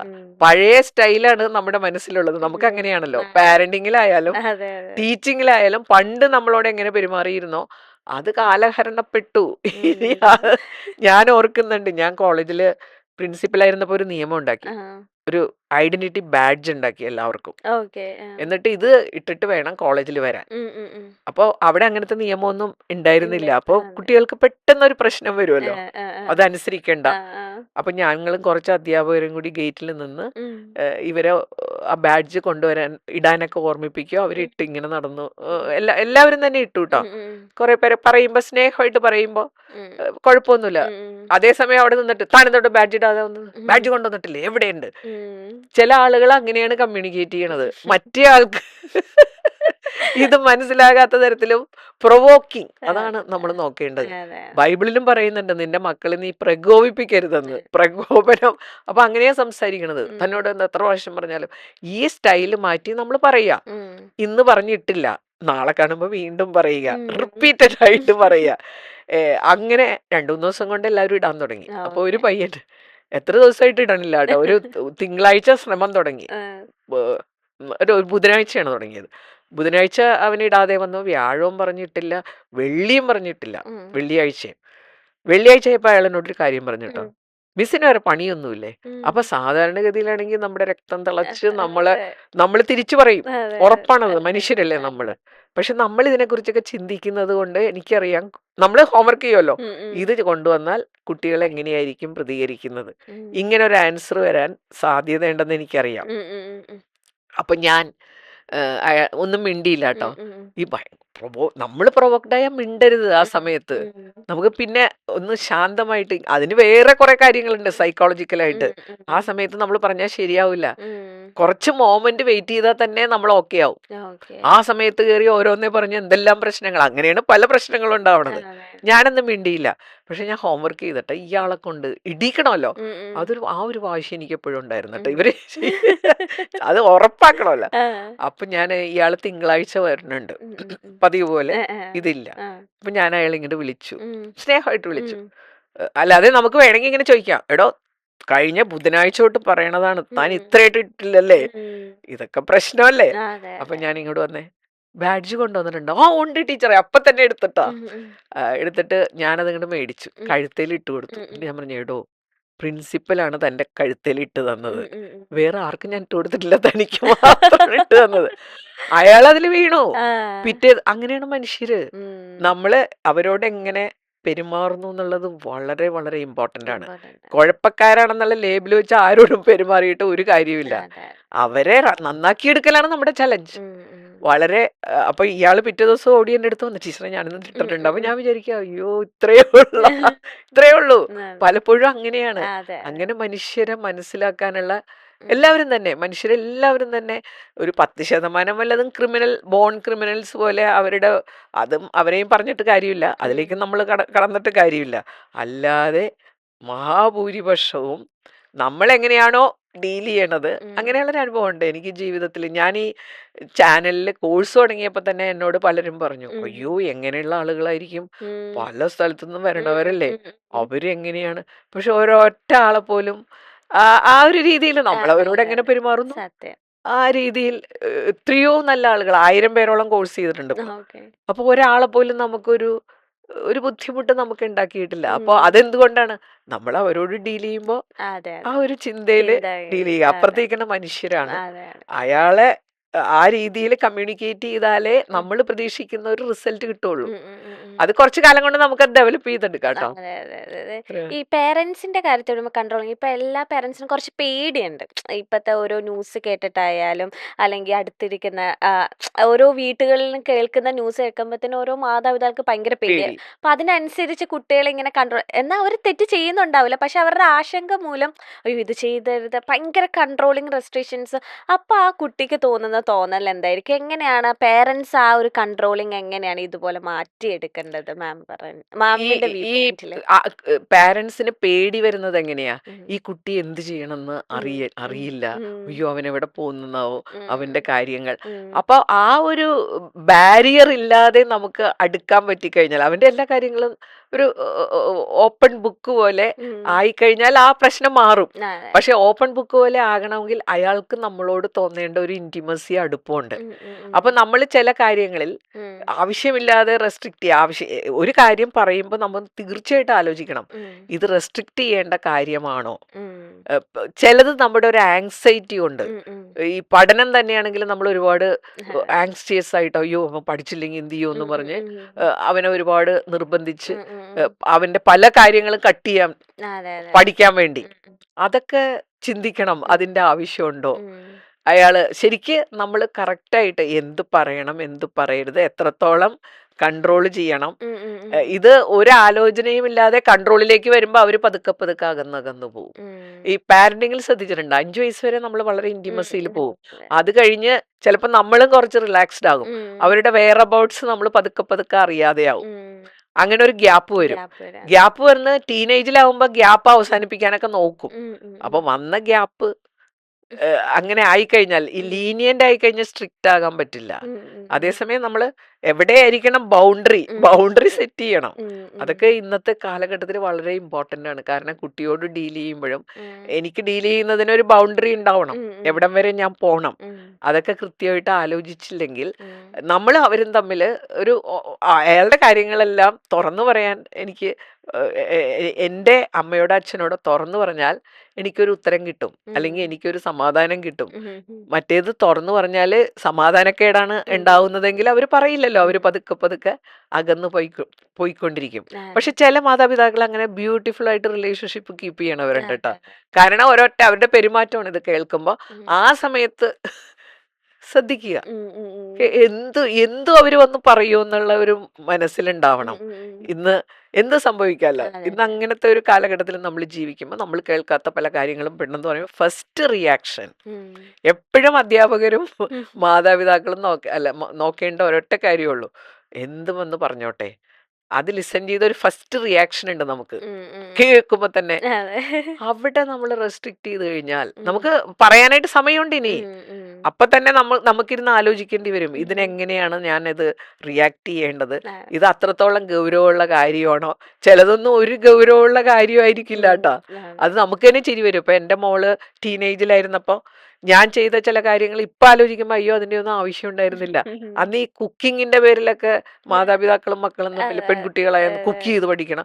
അവസാനം ഇപ്പൊ എന്തായി, യൂട്യൂബ് ഇതൊക്കെ വന്നതോടെ അവർക്ക് കുക്കിംഗ് ഒന്നും ഒരു പ്രശ്നവും ഇല്ല. അപ്പൊ നമ്മൾ അന്ന് ചെയ്ത പല കാര്യങ്ങളും ശരിയല്ല എന്ന് പിന്നീട് മനസ്സിലായി. അപ്പൊ എവിടെയൊക്കെ എന്തൊക്കെ വേണം എന്നുള്ള ആ ഒരു റെസ്ട്രിക്ഷൻ എവിടെ ഉണ്ടാവണം. ഇതൊക്കെ ഒറ്റ കാര്യമുള്ളൂ അതിനകത്ത്. നമ്മൾ ആസ് എ ടീച്ചർ ഏത് റോളിൽ നമ്മൾ വരുമ്പോഴും ഉത്തരവാദിത്തമുള്ള ഒരു റോളിലാണെങ്കിൽ ആ ഉത്തരവാദിത്തം എടുക്കാൻ നമ്മൾ തയ്യാറാവണം. ഉത്തരവാദിത്തം എടുക്കാന്ന് പറഞ്ഞാൽ കാര്യം നടക്കണം എന്നുള്ളതാണ് അതിലെ ഫസ്റ്റ്. അതായിരിക്കണം ഇമ്പോർട്ടന്റ്. പിന്നെ ചില മാതാപിതാക്കൾക്ക് അവരുടെ മക്കൾ ഫസ്റ്റ് ആവണം, ചിലരുടെ പ്രസ്റ്റീജ് ഇഷ്യൂ ആയിട്ടൊക്കെ കണ്ട് അങ്ങനത്തെ പ്രശ്നം ഉണ്ടാകാറുണ്ട്. ഞാൻ അങ്ങനെ കണ്ടിട്ടുണ്ട്. ചില മക്കളെ IAS കാരാക്കണം, എന്നിട്ട് അവസാനം എന്ത് പറ്റുമെന്ന് വെച്ചാൽ ഇവര് തമ്മിലുള്ള റിലേഷൻഷിപ്പ് ആകെ സ്ട്രെയിൻഡായി. അയാൾക്ക് IAS കിട്ടൂല, ഇയാൾക്ക് താല്പര്യമില്ല.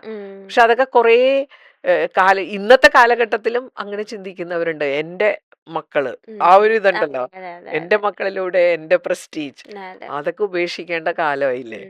അതുകൊണ്ടാണ് ഈ മക്കള് നാട്ടിൽ നിൽക്കാത്തതും. നാട്ടിൽ നിന്നാ ഭയങ്കര പ്രശ്നമാണ്. അച്ഛനും അമ്മയും ഇന്ന ആളുകളാണ്, അപ്പൊ അവരുടെ മക്കൾ ഇങ്ങനെയായിരിക്കണം എന്നുള്ള പ്രഷർ അല്ലേ.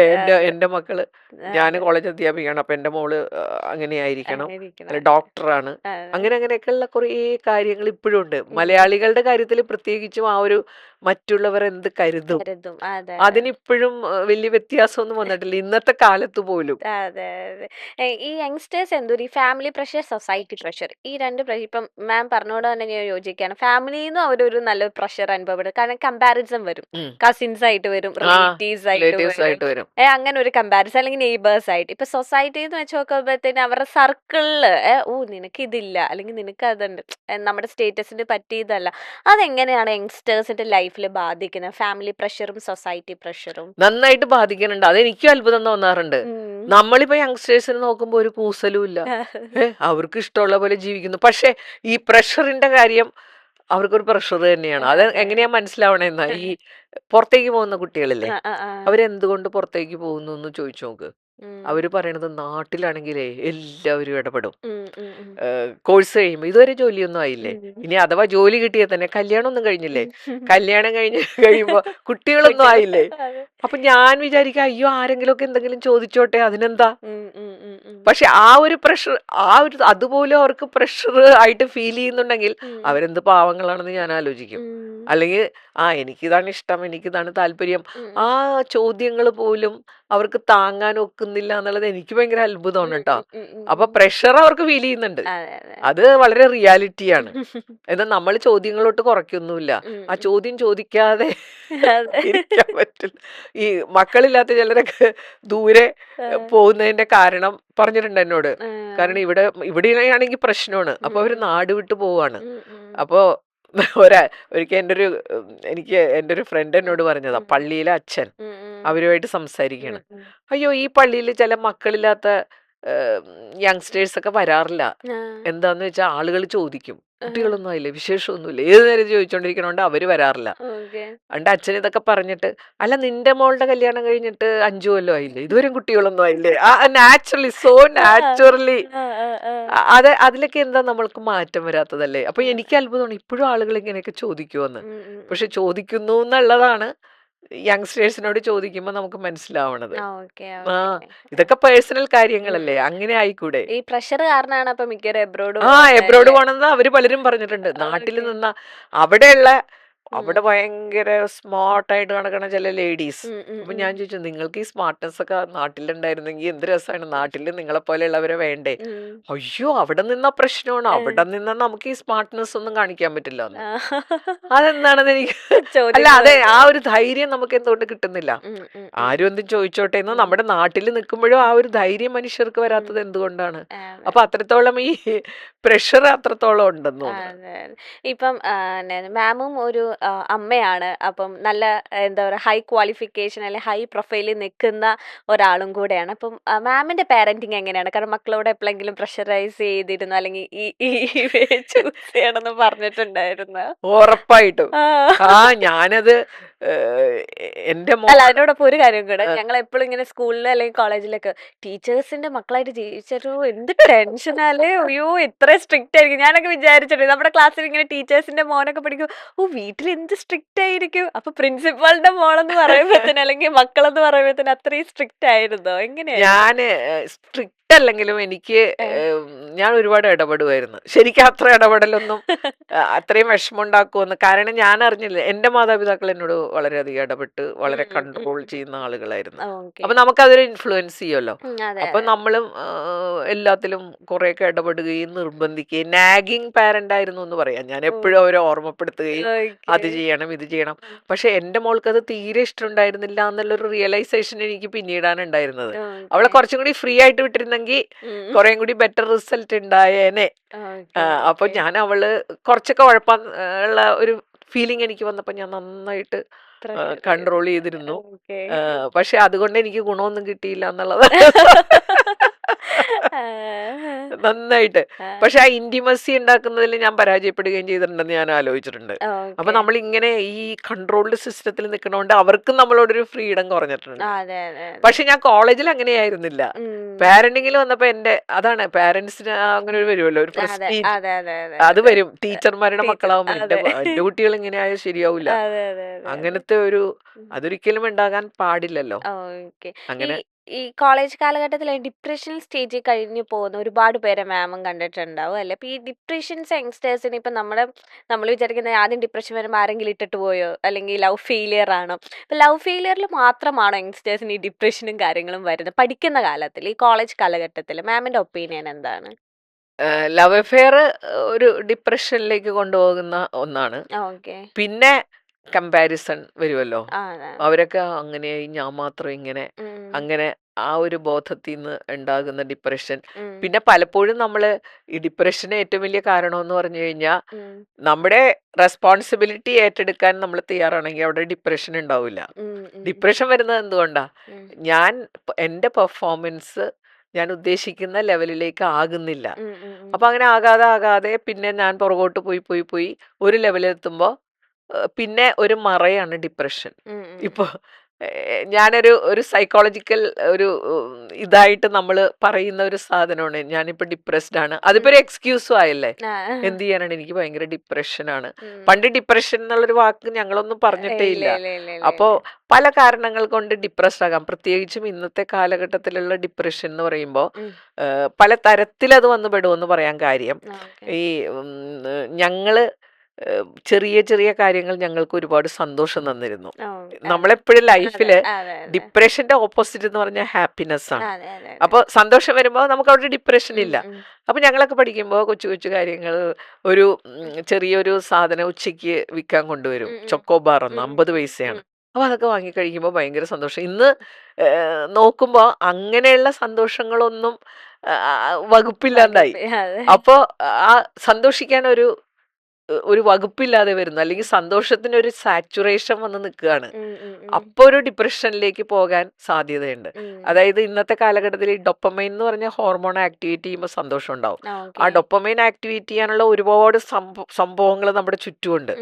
അതെല്ലാം യങ്സ്റ്റേഴ്സ് ആസ്വദിച്ച് ജീവിക്കുന്നവരാണ്. ഒരു ലെവലെത്തുമ്പോൾ അതിനപ്പുറത്തേക്ക് പോകാനില്ല എന്ന് വരുമ്പോൾ അങ്ങനെയും ഡിപ്രഷൻ വരാറുണ്ട്. അങ്ങനെയാണ് ചില സെലിബ്രിറ്റീസ് യങ്സ്റ്റേഴ്സ് ഒക്കെ ആത്മഹത്യ ചെയ്യാറില്ലേ. വലിയ ആളുകളും ഉണ്ട്, പക്ഷെ ഏറ്റവും കൂടുതൽ യങ്സ്റ്റേഴ്സ് കുറേ നാള് യൂട്യൂബിലും അവിടെയൊക്കെ നടന്നിട്ട് അപ്പൊ അവരുടെ ആ ഒരു ഡൊപ്പമൈൻ ആക്ടിവേഷൻ ഒരു ലെവൽ വരെ പോയിട്ട് പിന്നെ ആക്ടിവേറ്റഡ് ആകാതെ വരും. പ്രണയത്തിലും അങ്ങനെ തന്നെയാണ്. ആ ഒരു ലെവൽ വരെ അങ്ങോട്ട് പോയിട്ട് പിന്നെ അത് സ്റ്റോപ്പ് ആവും. അപ്പൊ പിന്നെ വേറെ മാർഗമില്ല, they have to go to ഡിപ്രഷനിലേക്ക് അവർക്ക് പോകേണ്ടതായിട്ട് വരും. ഇപ്പം മാം പ്രിൻസിപ്പൾ ആയിട്ട് തന്നെ ഇരിക്കുമ്പോഴത്തേനും ഒരുപാട് ഇങ്ങനെ ലവ് ഫെയിലിയേഴ്സ് കാരണം ബുദ്ധിമുട്ട ഒരുപാട് ആൾക്കാർ, ഒരുപാട് സ്റ്റുഡൻസ് ഉണ്ടായിരുന്നു. എങ്ങനെയാണ് ആ ഒരു സ്റ്റേജിൽ ആ സമയത്തൊക്കെ ആസ് എ ഒരു പ്രിൻസിപ്പൾ ആയിട്ട് ഇരിക്കുമ്പോൾ അല്ലെങ്കിൽ ടീച്ചേഴ്സിനെയൊക്കെ ലവ് ഫെയിലിയർ ഇതൊക്കെ എന്താണ്, ഇതൊക്കെ നിങ്ങളെ അങ്ങനത്തെ ഒരു ഇതായിരിക്കുമല്ലോ കോളേജൊക്കെ കാലഘട്ടത്തിൽ, അത്ര സീരിയസ്നെസ് കൊടുക്കാത്ത ഒരു ഏരിയ ആയിരിക്കുമല്ലോ. നമ്മൾ എപ്പോഴും ഫോക്കസ് ചെയ്യുന്ന പഠിത്തം അല്ലെങ്കിൽ ആ ഒരു എന്താ പറയാ അങ്ങനത്തെ കാര്യങ്ങളായിരിക്കുമല്ലോ. അപ്പൊ മാമിന്റെ ഇൻവോൾവ്മെന്റ് അതിലെങ്ങനെയാണ്? ഈ ലവ് അഫെയർ ഇന്നത്തെ കാലഘട്ടത്തിൽ ലവ് അഫെയർ എന്ന് പറഞ്ഞു കഴിഞ്ഞാൽ പണ്ട് ഇങ്ങനെ പ്രണയമൊക്കെ വളരെ പരിശുദ്ധമായിട്ടും പ്രണയത്തിന്റെ ഒരു ഒബ്ജക്റ്റീവ് എന്ന് പറഞ്ഞു കഴിഞ്ഞാൽ അവരെ ജീവിത പങ്കാളികളാക്കുക. എനിക്ക് തോന്നുന്നത് ഇന്ന് അങ്ങനെ ഒരു ഒബ്ജക്റ്റീവിൽ നിന്ന് യുവതലമുറ കുറെ മാറിയിട്ടുണ്ട്. ഉം, ഈ ഉം. പ്രണയിക്കുന്ന ആളെ കല്യാണം കഴിക്കണമെന്നുള്ള ഉം. രണ്ടുപേർക്കും അങ്ങനെ ആഗ്രഹം വരിക എന്നുള്ളത് വളരെ റെയറാണ്. ഉം. ചിലപ്പോൾ ഒരാൾക്കുണ്ടാവാം, മറ്റേയാൾ ടൈം പാസിനായിരിക്കാം. ഓക്കെ. കാരണം ഇന്ന് പല പ്രണയങ്ങളും വെർച്വൽ വേൾഡിലാണല്ലോ ഉം, നടക്കുന്നത്. അതെ, റിയൽ അതെ, അതെ. റിയൽ വേൾഡിലല്ല. അതെ, നമുക്കിന്ന് പലതും ക്രിയേറ്റ് ചെയ്യാൻ പറ്റും. ഉം, ഉം. പല രീതിയിൽ ആളുകളെ ഇംപ്രസ് ചെയ്യാൻ പറ്റും. ഉം, ഉം. അപ്പം കോളേജുകളിൽ ഒരുപാട് പ്രണയങ്ങൾ ഉണ്ടായിട്ടുണ്ട്. ഉം, ഉം. അപ്പൊ പ്രണയ ഫെയിലിയേഴ്സും ഉണ്ടായിട്ടുണ്ട്. ഉം, ഉം. പല കുട്ടികളും ഓപ്പൺ ആയിട്ട് ഡിസ്കസ് ചെയ്യാറുണ്ട്. ചിലർ വളരെ ലാഘവത്തോടുകൂടി ഇതിനെ കൈകാര്യം ചെയ്യണ കണ്ടിട്ടുണ്ട്. ഉം. ചില കുട്ടികൾ വന്ന് നമ്മളോട് പറയും, ഞാനും അവളും തമ്മിൽ ഒരു സാമ്പത്തിക ലൈനാണെന്ന്. അതായത് ഒരു സാമ്പത്തിക അവളിൽ നിന്ന് കിട്ടാൻ അതെ. വേണ്ടിയിട്ടുള്ള ഒരു പ്രണയമാണ്. ആ, ആ. ഈ ടൂറിനൊക്കെ പോകുമ്പോൾ രസമാണ്. ഏ. ചില ടീച്ചറെ ഞങ്ങൾ 2 ആഴ്ച ഞാനിത് കാണിക്കും, കാരണം ഇത് സാമ്പത്തിക ലൈനാണ്. ടൂറിന് പോകുമ്പോൾ അത്യാവശ്യം കുറച്ച് ആ, ആ. ചെലവൊക്കെ ഉണ്ടാവും. അതൊന്ന് നടത്തിയെടുക്കാൻ വേണ്ടിയിട്ടാണ്. അങ്ങനെ വളരെ ഓപ്പൺ ആയിട്ട് വളരെ ഒട്ടും സീരിയസ് അല്ലാതെ ഇതിനെ കൈകാര്യം ചെയ്യണ ആളുകളുടെ എണ്ണം ഒരുപാടുണ്ട്. അതെ, അതെ. അപ്പം ഫെയിലിയർ വന്നാലും അപ്പൊ ഇവിടെ വരുന്ന ഒരു പ്രശ്നം എന്ന് വെച്ചാൽ മറ്റേയാൾ ഇത് അറിയണമെന്നില്ലല്ലോ. ഉം, ഉം. അതാണ് ഇവിടെ വരുന്ന പ്രശ്നം. ഈ അതെ. പ്രണയം കത്തിക്കുത്തിൽ ചെന്ന് അവസാനിക്കണ കണ്ടിട്ടില്ലേ? ഉം, ഉം, ഉം. കുത്തിക്കുല പ്രണയിച്ചുകൊണ്ടിരിക്കുന്നവരെ കൊലപ്പെടുത്തുക. ഉം, ഇതൊക്കെ ഉം. നമ്മൾ സ്ഥിരം കേൾക്കുന്ന അതെ, ഒന്നാണ്. അതെ, അതെ. ഈ പ്രണയത്തിന്റെ ഫെയിലിയർ എന്ന് പറയുമ്പോൾ അതിൽ എഫക്റ്റഡ് ആയ മാത്രം പ്രശ്നമുള്ളൂ. ഉം, ഉം, ഉം. അപ്പൊ ഇന്നത്തെ ഒരു കാലഘട്ടത്തിൽ അതിൽ എഫക്റ്റഡ് ആകുന്നവരുടെ എണ്ണം വളരെ കുറവായിട്ട് കാണാറുണ്ട്. എന്നാൽ ചിലപ്പോ വല്ലാതെ എഫക്റ്റഡ് ആകുകയും ആത്മഹത്യ ചെയ്യുന്നവരുടെ ആളുകളെ നമ്മൾ കാണാറുണ്ട്. ഉം, കൊലപാതകത്തിൽ ചെന്ന് അവസാനിക്കുന്നതും കാണാറുണ്ട്. ഉം. അപ്പൊ എൻ്റെ അടുത്ത് ഒരു ദിവസം കോളേജിൽ വെച്ച് ഒരു ആൺകുട്ടി ഏങ്ങലടിച്ച് കരയണ്ടോ, ഉം, ഉം, ഉം. HOD കൂട്ടിക്കൊണ്ടുവന്നേക്കാണ്. അപ്പൊ ഞാൻ ചോദിച്ചു എന്ത് പറ്റി? അപ്പോൾ ഇവൻ പ്രേമിച്ചുകൊണ്ടിരുന്ന പെണ്ണിന് കല്യാണമായി. ഉം, ഉം. അപ്പൊ ഇവന് സഹിക്കാൻ പറ്റാതെ ഉം. ഭയങ്കര ഏങ്ങലടിച്ച് കരയാണ്. ഉം, ഉം. അപ്പൊ അങ്ങനെയുള്ള കുറെ ആളുകളുണ്ട്. ഉം, ഉം, ഉം. അപ്പൊ അവരുടെയൊക്കെ അത് സീരിയസ് ആയിട്ട് തന്നെ നമ്മൾ അവരോട് പറഞ്ഞ് ഉം, അവരോട് ഒരു എമ്പതി, ഉം, ഉം. അവരുടെ സ്ഥാനത്ത് നമ്മളായിരുന്നെങ്കിൽ അതെ. എന്നുള്ള ഒരു ചിന്തയിൽ തന്നെ അത് നമ്മൾ ഡീൽ ചെയ്തിട്ടുണ്ട്. ഉം. അതൊക്കെ എന്തെന്ന് പറഞ്ഞ് അങ്ങനെ വിട്ടിട്ടില്ല. ഉം, ഉം. പിന്നെ കുറച്ച് പേരൊക്കെ നമ്മുടെ അടുത്ത് വരും, ഇങ്ങനെ ഒരു എഫെയർ ഉണ്ട്, അത് കണ്ടിന്യൂ ചെയ്യണോ, അത് സക്സസ്ഫുൾ ആകോ, അയാൾക്ക് ഇന്ന ഇന്ന പ്രശ്നങ്ങളുണ്ട്. ചിലപ്പോൾ അവർ വളരെ പൊസസീവായിട്ടൊക്കെ ഇപ്പോഴേ പെരുമാറി നമ്മൾ അംഗീകരിക്കാതെ ഒരു തരം പെരുമാറ്റമൊക്കെ ഉണ്ട്. അപ്പം നമ്മൾ അതിന് വേണ്ട അത് സീരിയസ് ആയിട്ട് തന്നെ ഇത് ചെയ്തിട്ടുണ്ട്. അപ്പൊ ഇപ്പൊ ലേറ്റസ്റ്റ് ആയിട്ട് നമ്മളൊരു ന്യൂസ് കേട്ടല്ലോ, മറ്റേ മലയാറ്റൂര് റിജക്ട് ചെയ്തു ഇപ്പം ഒരു കുട്ടീനെ, അല്ലേ? മാതാപിതാക്കൾ വളരെ സ്വപ്നം കണ്ട് വളർത്തിയതാണ്. അപ്പൊ നമ്മൾ അതൊക്കെ കേൾക്കുമ്പോൾ ഭയങ്കര ഷോക്കാണ്. ഓക്കെ, ആ കുട്ടിയും ഒരുപാട് സ്വപ്നങ്ങളുള്ളതാണ്. അതിന്റെ ഭാഗത്ത് ഇപ്പോഴും ഭയങ്കര ദുരൂഹതയായിട്ട് ഒരു മരണം നടന്നത് CCTV കാണുന്ന അല്ല എന്ന് പറയുന്നു. ആളെ അങ്ങനത്തെ എന്തുകൊണ്ടായിരിക്കും ഒരു കൊലപാതകത്തിലേക്ക് ആ ഒരു അതാണ് ഇങ്ങോട്ടേക്ക്? അത് പ്രണയത്തിന്റെ മനഃശാസ്ത്രം. ഈ കുറച്ചൊക്കെ കുട്ടികൾ അത് അറിഞ്ഞിരിക്കണം. ഈ പ്രണയിക്കുമ്പോൾ ഈ പ്രണയത്തിനുള്ള ഏറ്റവും വലിയ ഒരു കുഴപ്പമെന്ന് പറഞ്ഞു കഴിഞ്ഞാൽ, ഒരിക്കലും ഞാൻ ഇന്നാളെ പ്രണയിക്കണമെന്ന് പറഞ്ഞ് പ്രണയിക്കുന്നതല്ലല്ലോ. അത് അവിചാരിതമായിട്ട് സംഭവിക്കുന്നതാണ്. അതിൽ നമുക്ക് പലപ്പോഴും കൺട്രോൾ ഇല്ല. അത് ഇറ്റ് സോ ഹാപ്പൻസ്. അപ്പൊ അതില് ഈ തലച്ചോറിലുള്ള ഡൊപ്പമൈൻ ആക്ടിവേറ്റഡ് ആകുമ്പോഴാണ് ഈ പ്രണയത്തിന്റെ അടിസ്ഥാനപരമായ കെമിക്കൽ റിയാക്ഷൻ. എല്ലാത്തിലും നമ്മുടെ ബ്രെയിനിന്റെ കെമിക്കൽ റിയാക്ഷൻ ഉണ്ട്. ഞാൻ ഒരാളോട് ദേഷ്യത്തിൽ സംസാരിക്കുമ്പോഴും there is A chemical reaction in my brain. Amygdala എന്ന് പറഞ്ഞ പാർട്ടൊക്കെ ആക്ടിവേറ്റ് ചെയ്ത്, അപ്പൊ ഇതൊക്കെ നമ്മൾ അറിഞ്ഞിരുന്നു കഴിഞ്ഞാൽ, എല്ലാം ഈ അറിവാണല്ലോ നമ്മളെ പലതിൽ നിന്നും ചിന്തിക്കാൻ പ്രേരിപ്പിക്കുന്നത്, എന്ത് വേണം എന്ത് വേണ്ട. അപ്പൊ പലപ്പോഴും പ്രണയിക്കുമ്പോൾ സംഭവിക്കുന്നത്, ഈ നമുക്ക് ആരോടെങ്കിലും ഒരു പുരുഷനും സ്ത്രീയും തമ്മിൽ പ്രകൃതിയായുള്ള ഒരു ആകർഷണമുണ്ട്. പക്ഷെ എല്ലാവരോടും നമുക്ക് പ്രണയം തോന്നാറില്ല. അപ്പോൾ അതിന്റെ കാരണം എന്ന് വെച്ചാൽ ചില എക്സ്പീരിയൻസസ് നമുക്കൊരു ഫീൽ ഗുഡ്, നമുക്കൊരു നല്ല ഒരു മാനസികാവസ്ഥ, അത് അപ്പോഴാണ് നമ്മുടെ ഡൊപ്പമൈൻ ആക്ടിവേറ്റഡ് ആകുന്നത്. അവരുടെ ചില സമീപനം, അവരുടെ സംസാരം, അപ്പോൾ അതിനാണ് ഫീൽ ഗുഡ് ഹോർമോൺ എന്ന് പറയാ, ഡൊപ്പമൈന്. അപ്പൊ പ്രണയത്തിൽ അത് മെയിൻ ആയിട്ടുള്ള ഒരു ഫാക്ടറാണ്. അത് ആക്ടിവേറ്റഡ് ആകുമ്പോൾ നമുക്ക് മറ്റേയാളോട് പ്രണയത്തിന്റെ തുടക്കമായി. ആ പ്രണയത്തിന്റെ തുടക്കം, ഈ ഡൊപ്പമൈന് വലിയൊരു കുഴപ്പമുള്ളത്, അത് അഡിക്ഷൻ ഉണ്ടാക്കുന്ന ഒന്നാണ്. അങ്ങനെയാണ് ഈ പ്രണയം അഡിക്ഷൻ ആയിട്ട് മാറുന്നത്. ഇപ്പോൾ മദ്യം കഴിക്കുന്ന ഒരാൾക്ക് മദ്യത്തിനോട് അഡിക്ഷൻ വരുന്നതിന്റെ കാരണം മദ്യത്തിൽ ഡൊപ്പമൈൻ ആക്ടിവേറ്റഡ് ആകുന്ന കെമിക്കൽ ഉണ്ടെന്നാണ് പറയുന്നത്.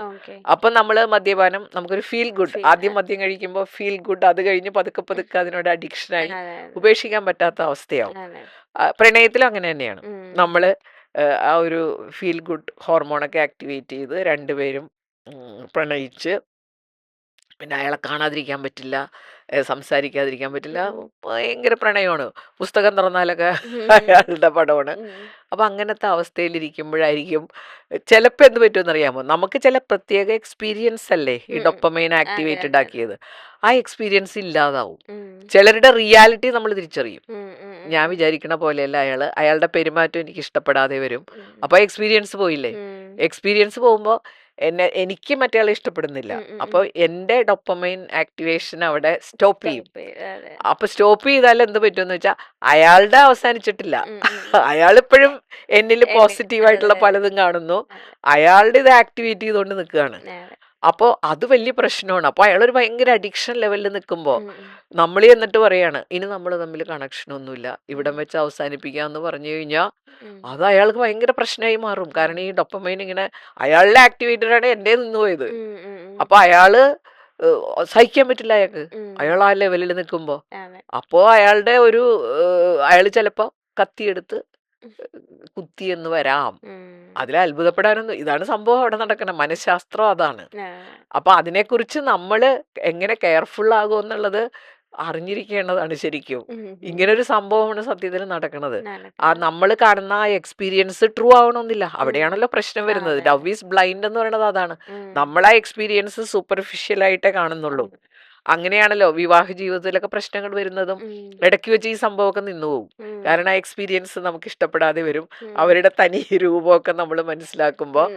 അപ്പൊ അത് എപ്പോഴും ഇങ്ങനെ ആക്ടിവേറ്റഡ് ആകുന്ന ഒരു ഇന്റിമസി അവിടെ ക്രിയേറ്റ് ചെയ്താൽ മാത്രമേ സക്സസ്ഫുൾ ആകുള്ളൂ. അല്ലാതെ എപ്പോഴും ഈ ത്രെറ്റ് ഉണ്ട്.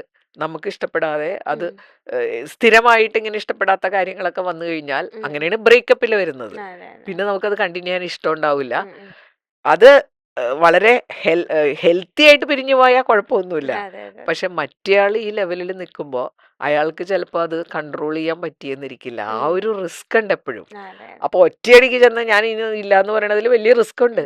കാരണം ഈ മദ്യപാനം ശ്രദ്ധിച്ചിട്ടുണ്ടോ, അഡിക്ഷൻ വന്നു കഴിഞ്ഞാൽ ആളുകളെ ചികിത്സക്ക് കൊണ്ടുപോകും. വലിയ ബുദ്ധിമുട്ടല്ലേ അതിൽ നിന്ന് മാറ്റാൻ. പക്ഷെ മദ്യം നിന്നെ എനിക്ക് വേണ്ടാന്ന് ഈ വ്യക്തി പറയുമ്പോ മദ്യം ഒരു വ്യക്തി അല്ലാത്തത് കൊണ്ടൊന്നും ചെയ്യൂല, അപകടമില്ല. അതേസമയം ഇതിൽ നിന്നൊന്ന് മാറ്റിയെടുക്കുക എന്ന് പറഞ്ഞാൽ വളരെ ബുദ്ധിമുട്ടുള്ള കാര്യമാണ്. അത് തന്നെയാണ് മറ്റേയാളാണെങ്കിൽ ഒരു വ്യക്തിയാണ്, അയാൾ ആ ലെവലിൽ നിൽക്കുന്ന ഒരാളാണ്. അപ്പൊ ഇതില് ഇത്രയും വലിയൊരു റിസ്ക് ഉണ്ട് ഇതിനകത്ത്. പ്രണയമൊക്കെ ഇങ്ങനെ തുടങ്ങിയാലും. അപ്പൊ ശരിക്കും പറഞ്ഞു കഴിഞ്ഞാൽ നമ്മൾ ഇതിനെക്കുറിച്ചൊക്കെ കുറച്ച് പ്രണയത്തെക്കുറിച്ച് നമ്മൾ ആരോടും അങ്ങനെയൊന്നും സംസാരിക്കാറില്ലല്ലോ. ഇപ്പൊ ടീനേജേഴ്സ് ആണെങ്കിൽ അതിനുള്ളൊരു എഡ്യൂക്കേഷനോ ഇങ്ങനെയൊക്കെയാണ് പ്രണയം സംഭവിക്കുന്നത്. ഇങ്ങനെ നമ്മളൊരു കരുതലൊന്നും കൊടുക്കാറില്ല. മിക്കവാറും നമ്മൾ ഇടപെടുന്നത് എപ്പോഴാണ്, മാതാപിതാക്കൾ പ്രണയത്തിൽ ഇടപെടുന്നത് അവർ പ്രണയിച്ച് നാട്ടുകാർ മുഴുവൻ അറിഞ്ഞ് നമുക്ക് ഇഷ്ടപ്പെടാത്തൊരു പ്രണയമാകുമ്പോൾ നമ്മൾ ഇടപെടും. അപ്പോഴേക്കും അവര് ആ ലെവലിൽ നിൽക്കുകയായിരിക്കും. അവരെ മാറ്റുക എന്നുള്ളത് വളരെ ബുദ്ധിമുട്ടാവും. പക്ഷെ ഇതിനെക്കുറിച്ചൊന്നും അവര് നേരത്തെ സംസാരിച്ചിട്ടില്ല. പലപ്പോഴും മാതാപിതാക്കൾ അങ്ങനെയല്ലേ, ഇത് അറിഞ്ഞു കഴിഞ്ഞ് അവര് പ്രണയിച്ച് ഒരു ലെവലിലായി കഴിഞ്ഞാണ് നമ്മൾ അതിൽ നിന്ന് മാറ്റാൻ ശ്രമിക്കുന്നത്. പക്ഷെ ഇതിനു മുമ്പ് ഒരിക്കലും നമ്മൾ അതിനെക്കുറിച്ചൊന്നും സംസാരിച്ചിട്ടില്ല. ഇങ്ങനെയൊക്കെ നമുക്ക് ഉണ്ടാകാം, പക്ഷെ ഇന്ന വശങ്ങളുണ്ട്. ഞാൻ എപ്പോഴും എൻ്റെ മനസ്സിലുള്ള ഒരു സംഭവം ഉണ്ട് കേട്ടോ. കാരണം ഈ പ്രണയത്തിന്റെ ബേസായിട്ട് നമ്മൾ കാണുന്നത് എന്താ, ഈ പ്രണയിക്കുന്ന വ്യക്തികള് ജീവിത പങ്കാളികളാകണം. അങ്ങനെയൊക്കെയാണല്ലോ പ്രണയത്തെക്കുറിച്ചുള്ള സങ്കല്പം. ആ സങ്കല്പത്തിൽ പ്രണയിക്കുന്നവരും ഉണ്ട് ഇന്നിപ്പോ. മറ്റേയാൾക്ക് ചിലപ്പോൾ അത് ഉണ്ടാവണമെന്നില്ല, പക്ഷെ ഇവരത് അറിയണമെന്നില്ല. അപ്പൊ ഞങ്ങളുടെയൊക്കെ ഞാൻ യങ് ടീച്ചറായിരുന്നപ്പോ ഒരുപാട് പ്രണയങ്ങൾ ഇതുപോലെ ഉണ്ടായിരുന്നു. പക്ഷെ അന്നേ ഉണ്ട് കേട്ടോ, ചില ആളുകള് വിവാഹത്തിനല്ല പ്രണയിക്കണത്, ടൈം പാസിനാണ്. ഒരു ദിവസം ഞാൻ എറണാകുളത്ത് ബോട്ട് ജെട്ടി സ്റ്റോപ്പിൽ നിൽക്കുമ്പോൾ മദ്യപിച്ച് മതോന്മത്തനായി എന്ന് പറയുന്ന ആളുകളെ കണ്ടിട്ട് അങ്ങനെ ഒരാൾ എൻ്റെ അടുത്തേക്ക് വരികയാണ്. ഞാൻ പേടിച്ചു പോയി, രാത്രിയാണ്. പക്ഷെ അയാള് എൻ്റെ അടുത്ത് വന്നിട്ട് ചോദിച്ചു മെറ്റില്ല ടീച്ചറല്ലേ എന്ന് ചോദിച്ചു. അപ്പൊ എനിക്ക് പകുതി സമാധാനമായി. അതാണല്ലോ ഗുരു ശിഷ്യ ബന്ധം. ഒരു ശിഷ്യനെ ഏതവസ്ഥയിലാണെങ്കിലും ഗുരു എന്ന് പറയുമ്പോ എനിക്കൊരു പ്രൊട്ടക്ഷൻ ഫീൽ ചെയ്തു. എന്നിട്ട് എന്നോട് പറയാ, ടീച്ചർ അന്ന് അങ്ങനെ ചെയ്തിരുന്നെങ്കിൽ എനിക്ക് ഈ ഗതി വരില്ലായിരുന്നു. തീരെ സംസാരിക്കാനൊന്നും പറ്റണില്ല കേട്ടോ. ഭയങ്കര മദ്യത്തിന്റെ മുഴുകി നിൽക്കുന്ന ഒരാളാണ്. അപ്പൊ ഞാൻ ചോദിച്ചു, ഞാൻ എന്താണ് ചെയ്യാതിരുന്നത്? എനിക്കൊരു ഓർമ്മയില്ല അയാൾക്ക് വേണ്ടി എന്താ ഞാൻ അയാൾ അത് ചെയ്തിരുന്നെങ്കിൽ അയാൾ രക്ഷപ്പെട്ടാനെന്നല്ലേ പറയണത്. അത് എന്താണെന്നൊക്കെ ആലോചിച്ചപ്പോ പെട്ടെന്ന് എനിക്ക് ഇയാളുടെ ഒരു ഛായ എനിക്ക് മനസ്സിലായി. ഇയാൾ അവിടെ കോളേജിൽ ഉണ്ടായിരുന്ന ഒരു വിദ്യാർത്ഥിയാണ്. ഒരു പെൺകുട്ടിയായിട്ട് പ്രണയമായിരുന്നു. അപ്പൊ എന്നും രാവിലെ ശനി ഞായറും ഒക്കെ അവിടെ വന്നിരിക്കും ഇവര്. അപ്പൊ ഞാൻ പലപ്പോഴും ഇവരെ വീട്ടിൽ കോളേജിൽ അങ്ങനെ ഇരിക്കാൻ പാടില്ല, അങ്ങനെ കോളേജിൽ പ്രണയിക്കാനുള്ള സ്ഥലമല്ല എന്നൊക്കെ പറഞ്ഞ് സ്നേഹപൂർവ്വം ഇവരെയൊക്കെ അവിടെ നിന്ന് പറഞ്ഞു വിട്ടിട്ടുണ്ട്. അപ്പൊ ഇയാള് ഒരു ദിവസം എന്നെ വന്ന് വിളിച്ചു, ഒരു ടൂറിന് പോണം. അപ്പൊ ഞാൻ ചോദിച്ചു, ആരാ പോണത്? ഏത് ക്ലാസ്സിലെ കുട്ടികളാ?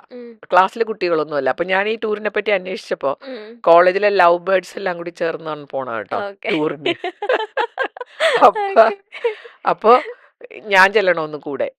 അപ്പൊ ഞാൻ അവരോട് പറഞ്ഞു, അങ്ങനെ നമുക്ക് പോകാനൊന്നും പറ്റില്ല, ഒരു ക്ലാസ്സിലെ കുട്ടികള് അങ്ങനെയൊക്കെ നമ്മൾ ടൂറിന് പോണത്, ഈ രീതിയിലൊന്നും പോകാൻ പറ്റില്ല എന്ന് പറഞ്ഞു. അപ്പൊ അവരെന്നിട്ട് പോയി. അപ്പൊ ഇയാള് പ്രണയിച്ചിരുന്ന കുട്ടി ഹോസ്റ്റലിലാണ്. അപ്പൊ ഹോസ്റ്റലില് വാർഡനോട് പറഞ്ഞു ഞാനുണ്ട്. അങ്ങനെയാണ് ആ കുട്ടി പെർമിഷൻ മേടിച്ച് പോയത്. അപ്പൊ ഈ ചില കാര്യങ്ങൾ സംഭവിക്കണത് നമുക്ക് അത്ഭുതം തോന്നുന്നു. അന്ന് വാർഡൻ എന്തോ ആവശ്യത്തിന് എന്റെ ഡിപ്പാർട്ട്മെന്റിൽ വന്നപ്പോ ഞാൻ അവിടെ ഇരിക്കുകട്ടോ. അപ്പൊ താൻ പോയില്ലേ, ഇതേ താൻ പോണെന്നും പറഞ്ഞൊരു കുട്ടി ഹോസ്റ്റലിൽ നിന്ന് ടൂറിന് പോയല്ലോ. അപ്പൊ ഞാൻ പറഞ്ഞിരുന്നല്ലോ, ഞാൻ അത് പോകരുതെന്ന് ഞാൻ വിലക്കിയതാണ്. അപ്പൊ ടീച്ചറിന് അങ്ങ് ആകെ ഭയങ്കര പ്രശ്നം. ടീച്ചർ ഓടിച്ചെന്ന് ഇതിനെ ഡിസ്മിസ് ചെയ്ത് ഹോസ്റ്റലിൽ നിന്ന്. അപ്പൊ ഇയാള് പറയണത് എന്താന്നോ, അന്ന് ഡിസ്മിസ് ചെയ്തത് കൊണ്ട് ആകെ പ്രശ്നമായി. കോളേജിൽ നിന്ന് ഡിസ്മിസ് ചെയ്യാനൊന്നും പറ്റില്ല, ഹോസ്റ്റലിൽ നിന്ന് അതിന് അവിടെ നിന്ന് വേറെ ഹോസ്റ്റലിൽ പോയിക്കോളാൻ പറഞ്ഞു. അപ്പോൾ അതോടുകൂടി എല്ലാവരും അറിഞ്ഞു, നാട്ടുകാരും വീട്ടുകാരും അറിഞ്ഞു. അങ്ങനെ എനിക്ക് അവളെ കല്യാണം കഴിക്കേണ്ടി വന്നു ടീച്ചറെ, ഞാൻ ഈ ഗതിയായത്. അതെന്റെ മനസ്സിൽ ഇപ്പോഴും ഉള്ള അയാളുടെ ഒരു ഡയലോഗ് നമ്മളെ അവിശ്വസനീയമായിട്ട് തോന്നുമല്ലേ കേൾക്കുമ്പോ, പക്ഷെ ശരിക്കും നടന്നതാ. അങ്ങനെയൊക്കെയാണ് കുറെ പ്രണയങ്ങൾ അങ്ങനെയാണ്. അതിൽ ഏറ്റവും എനിക്ക് ദയനീയ പ്രശ്നം തോന്നുന്നത്, അപ്പുറത്ത് നിൽക്കുന്ന ആള് ചിലപ്പോ ഭയങ്കര സീരിയസ് ആയിരിക്കുവേ, അയാൾക്ക് ഇത് ഉൾക്കൊള്ളാൻ പറ്റിയെന്നിരിക്കില്ല. അപ്പൊ നമ്മളെപ്പോഴും ഒരു ഉത്തരവാദിത്വം ഉണ്ട് പ്രണയത്തിലൊന്നും ഞാൻ പറയും. എപ്പോഴും ഒരു പ്രണയത്തിലേക്ക് വരുന്നു എന്ന് നമുക്ക് മനസ്സിലാകുമല്ലോ, നമ്മൾ ഇതേക്കുറിച്ചൊക്കെ സംസാരിക്കാൻ തുടങ്ങും. എങ്ങനെയാണ് ഒരാൾ പ്രണയത്തിലാണെന്ന് മനസ്സിലാവണത്? വല്ലതും പറയാനുണ്ടോ? എങ്ങനെയാണ് ഒരാൾ നമ്മളെ പ്രണയിക്കുന്നു എന്ന് മനസ്സിലാവണം? ഞാൻ വിചാരിക്കണത് അവര് പതുക്കെ അവരുടെ ജീവിതത്തെ കുറിച്ചൊക്കെ സംസാരിക്കണം, അല്ലേ? ഒരുമിച്ച് ജീവിക്കണം, അല്ല പിന്നെ ഒരുമിച്ച് ജീവിക്കണതിനെ കുറിച്ചൊക്കെ സ്വപ്നം കാണാൻ തുടങ്ങും. അതൊക്കെയല്ലേ പ്രണയത്തിന്റെ ഒരു ലക്ഷണം. അപ്പൊ പ്രധാനമായിട്ട് അങ്ങനെ ഒരു ലക്ഷ്യം ഉണ്ടാവുമല്ലോ ഉള്ളില്. അതിൽ നിന്ന് ഒരാൾ മാറുമ്പോ ഈ ഡോപ്പമൈൻ ഭയങ്കര പ്രശ്നമാണ്. അതിങ്ങനെ ഒരു ലെവലായിട്ട് നിന്ന് കഴിഞ്ഞാൽ, അതിൽ നമ്മൾ അഡിക്റ്റഡ് ആയിട്ട് നിന്ന് കഴിഞ്ഞാൽ അത് വലിയ പ്രോബ്ലം ഉണ്ടാക്കും മറ്റേ ആൾക്ക്. അല്ല, ഇപ്പൊ മാം പറഞ്ഞില്ലേ, ഇപ്പൊ ഇത്രയും കൊല്ലം പ്രണയത്തിലെ, അപ്പൊ ഇത്രയും കൊല്ലം ഇപ്പൊ 8 അല്ലെങ്കിൽ 12 കൊല്ലം പ്രണയിച്ച് കിട്ടിയത് 1 വർഷത്തിനുള്ളിൽ ഡിവോഴ്സ് ആകുന്നവരുണ്ട്, അല്ലെങ്കിൽ 2 കൊല്ലത്തിന്. അപ്പൊ ഞാനിങ്ങനെ അത്ഭുതപ്പെടും, ദൈവം ഇത്രയും വർഷം അവര് സ്നേഹിച്ച് നടന്നിട്ട് അപ്പൊ ഇങ്ങനെ 1 വർഷത്തിനുള്ളിൽ അയാൾക്ക് ഡിവോഴ്സ് ആകുന്നത്, അത് ഭയങ്കര ഒരു അത്ഭുതമായിട്ട് എനിക്ക് തോന്നിയിട്ടുണ്ട്. എന്തായിരിക്കും ആ റീസൺ ഇത് തന്നെയാണ്. കാരണം അതുവരെ അവരുടെ എക്സ്പീരിയൻസ് ഡോപ്പമൈൻ ആക്ടിവേഷന് പറ്റിയതായിരുന്നു. അത് കഴിഞ്ഞ് കല്യാണം കഴിഞ്ഞ് കഴിഞ്ഞാൽ ഭയങ്കര പ്രശ്നമല്ലേ, ജീവിതത്തിന്റെ റിയാലിറ്റിയിൽ വരുമ്പോ ഉത്തരവാദിത്തങ്ങളായി. മറ്റേത് അതൊന്നും ഇല്ലല്ലോ, ഉത്തരവാദിത്തങ്ങളും ഇല്ല, ഒന്നുമില്ല. ഇങ്ങനെ പ്രണയിച്ചാൽ മതി. അത് കഴിഞ്ഞ് റിയൽ ലൈഫിലേക്ക് കടക്കുമ്പോ അതാണ് അവിടെ പറ്റുന്നത്. ചിലവർ പറയാനായിട്ടുണ്ട്, കെട്ടിക്കഴിഞ്ഞാലാണ് യഥാർത്ഥ സ്വഭാവം മനസ്സിലായ. 12 കൊല്ലം പ്രണയിച്ചതല്ല, കെട്ടിക്കഴിയുമ്പത്തിന് വേറെ സ്വഭാവമാണ്. അതെങ്ങനെയായിരിക്കും? ഒന്നാമത്തേത് ലൈഫ് സിറ്റുവേഷൻ മാറി. നമ്മൾ പഴയ പോലെയല്ല, നമ്മള് സ്ട്രെസ്, നമുക്ക് കുട്ടികളാകും, ഓരോരോ ആവശ്യങ്ങൾ വരും. ഈ ആവശ്യങ്ങൾ വരുമ്പോ നമുക്ക് ഈ സ്ട്രെസ് എന്നുള്ളൊരു ഫീലിംഗ് ഉണ്ടാകും തീർച്ചയായിട്ടും. ചിലപ്പോ ഫിനാൻഷ്യൽ സപ്പോർട്ട് ഇല്ലാണ്ട് വരും മാതാപിതാക്കളുടെ. അങ്ങനെ ഒരു സ്ട്രെസ്ഡ് എൻവയൺമെന്റിലാണ് യഥാർത്ഥ മനുഷ്യരെ നമ്മൾ കാണുന്നത്. അല്ലാതെ എല്ലാം ഓക്കെ ആണെങ്കിൽ നമുക്ക് മനസ്സിലാവില്ലല്ലോ മനുഷ്യര്. അപ്പൊ നമ്മൾ ആ ലൈഫ് സിറ്റുവേഷൻ മാറുമ്പോ ഒരു സ്ട്രെസ്ഡ്, അങ്ങനെയല്ല, ഒരു ദുഃഖം, അങ്ങനെയാണല്ലോ പറയണത്, ഒരു ദുഃഖം, അപകടം വരുമ്പോഴാണ് ശരിക്കും നമ്മളെ ആളുകളെ മനസ്സിലാക്കണത്. അപ്പോൾ ചില സമയത്ത് ആ സ്ട്രെസ് അവർക്ക് മാനേജ് ചെയ്യാൻ പറ്റാതെ, ഇതുവരെ കണ്ട ആളെയല്ല, എപ്പോഴും എന്നോട് ദേഷ്യം, എന്നോട് ഇഷ്ടമില്ല. അപ്പൊ ആ പോസിറ്റീവ് എക്സ്പീരിയൻസ് ഒക്കെ കുറഞ്ഞു വരും. അതിനു മുമ്പ് ഇപ്പൊ കാണുമ്പോഴും ചക്കര, തേനെ, പാല് ഒന്നും നോക്കാനില്ലല്ലോ, ഇങ്ങനെയൊക്കെ പറഞ്ഞിരുന്നാ മതിയല്ലോ. അപ്പൊ അത് കഴിഞ്ഞ് റിയാലിറ്റിയിലേക്ക് വരുമ്പോൾ അപ്പോൾ അവിടെ ഈ ഒരു ഫീൽ ഗുഡ് അവസ്ഥയിൽ നിന്ന് നമ്മൾ മാറി. നമുക്ക് ഓക്കെ. വീട് തന്നെ അയാളുടെ മുഖം കാണുന്നത് തന്നെ അതെ. ഭയങ്കര പ്രശ്നമാകുമല്ലോ ചിലരുടെ. അതെ, അതെ. അപ്പോൾ റിയാലിറ്റിയിലേക്ക് വരുമ്പോൾ അങ്ങനെ പ്രണയിച്ചു. പിന്നെ പ്രണയമില്ലാതെ കല്യാണത്തിന്റെ ആദ്യ കാലങ്ങളിലൊക്കെ അറേഞ്ച്ഡ് മാരേജ് ആണെങ്കിലും വളരെ സ്നേഹമായിട്ടിരുന്ന ആളുകൾ കുറച്ച് കഴിയുമ്പോൾ ഇങ്ങനെയൊക്കെയാണ് പ്രശ്നങ്ങൾ വരുന്നത്. അപ്പോൾ അതിങ്ങനെ സ്വാഭാവികമായിട്ട് സംഭവിക്കുന്ന ഒന്നാണ് ലൈഫിൽ. പക്ഷെ അത് നമ്മൾ തിരിച്ചറിയണം. ഒരാളുടെ കൂടെ ജീവിതം ആരംഭിക്കുമ്പോൾ വേൾഡ്ലി കണ്ടീഷൻസ് ഉണ്ട്. ലോകത്ത് വരുന്ന എല്ലാ കാര്യങ്ങളും ഒരുമിച്ച് നേരിടാം. അപ്പോൾ ആ രീതിയിൽ നമ്മൾ മുന്നോട്ട് പോയി കഴിഞ്ഞാൽ എനിക്ക് തോന്നുന്നു ഇപ്പൊ കുട്ടികൾ കല്യാണം കഴിക്കുന്നില്ല എന്നുള്ള ലെവലിലുള്ള ആളുകളെ പോലും നമ്മൾ കാണുന്നുണ്ട്. പല പെൺകുട്ടികൾ ഒരുപാട് പേര്. പക്ഷെ മാരീഡ് ലൈഫ് എപ്പോഴും ഒരു ബ്യൂട്ടിഫുൾ ആയിട്ട് എനിക്ക് തോന്നിയിട്ടുള്ളത്. കാരണം ഒരു പരസ്പരം കമ്മിറ്റ്മെന്റോട് കൂടി സ്നേഹിക്കുന്നത് നല്ലൊരു കാര്യം തന്നെയാണ്. എൻ്റെ ഒരു എക്സ്പീരിയൻസ് വെച്ച് ഞാൻ പറയുകയാണെങ്കിൽ, അപ്പൊ ഇന്നാള് ഞാൻ എവിടെയോ ഇങ്ങനെ കേട്ടു ഒരാളെ ഒരു ആക്സിഡന്റ് ഒക്കെ പറ്റി ഹോസ്പിറ്റലിൽ വന്നിരിക്കുകയാണ്. അപ്പോൾ അവിടെ ഉണ്ടായിരുന്ന ഡോക്ടറോ മറ്റോ, നിങ്ങൾക്ക് ആരെങ്കിലും ഒന്ന് വിളിക്കാൻ പറ്റുമോ? അപ്പൊ ഇയാള് കല്യാണമൊന്നും കഴിക്കാതെ ഒരാളാണ്. അപ്പൊ അയാള് ഒരാളെ ഫ്രണ്ട്, അപ്പൊ അയാൾ പറഞ്ഞു എനിക്ക് പ്രത്യേകിച്ച് അമ്മയും അച്ഛനും ആരും ഇവിടെ ഇല്ല, ഒരു ഫ്രണ്ടിനെ വിളിക്കാൻ പറ്റുമോ? അപ്പൊ അയാൾ മൊബൈൽ എടുത്ത് നോക്കിയിട്ട് അയാൾ റിയലൈസ് ചെയ്യണം, വിളിക്കാൻ പറ്റി, ഈ സമയത്ത് വിളിക്കാൻ പറ്റിയ ഒരു ഫ്രണ്ടിനെ കണ്ടെത്താൻ പറ്റുന്നില്ല. ആ ഒരു കോൺഫിഡൻസ് ഇല്ല. ഞാൻ വിളിച്ചാൽ ഇന്നയാള് വരും. ഫ്രണ്ട്ഷിപ്പിനെ പറ്റിയൊക്കെ നമ്മളെപ്പോഴും ഭയങ്കര വാചകമല്ലേ, എല്ലാ സുഹൃത്തുക്കളും സുഹൃത്ത് ബന്ധം. പക്ഷെ ഇങ്ങനെയുള്ള ഒരു ഘട്ടത്തിൽ വരുമ്പോ ഞാൻ പറയും, എനിക്ക് ഒരാൾ വരുമെന്ന് എനിക്ക് 100% ഉറപ്പുള്ളത് എന്റെ ഹസ്ബൻഡാണ്. ഒരു അപകടത്തില് എന്നെ രക്ഷിക്കാൻ വരും, എന്റെ കൂടെ നിൽക്കും. മക്കള് പോലും അല്ല, അതൊരു ലൈഫ് പാർട്ട്ണറാണ്. അപ്പൊ അത്രത്തോളം സാധ്യതയുള്ള ഒന്നാണിത് ഈ ഒരു ബന്ധം എന്ന് പറയുന്നത്. ആ ഒരു ബന്ധത്തിന് നമ്മൾ ഇതുപോലെയുള്ള യാഥാർത്ഥ്യങ്ങളും ഉണ്ട്. നമ്മുടെ പരസ്പരമുള്ള എക്സ്പീരിയൻസ്, ഒരു പോസിറ്റീവ് എക്സ്പീരിയൻസ് മറ്റേയാൾക്ക് കൊടുക്കാതെ വരുമ്പോഴാണ് അയാളുടെ ഒരു ഡോപ്പമൈൻ ആക്ടിവേഷൻ നടക്കാത്തത്. അപ്പോൾ ആ പോസിറ്റീവ് എക്സ്പീരിയൻസ് എപ്പോഴും, അതിനാണ് എപ്പോഴും ഒരു പോസിറ്റീവ് എക്സ്പീരിയൻസ്.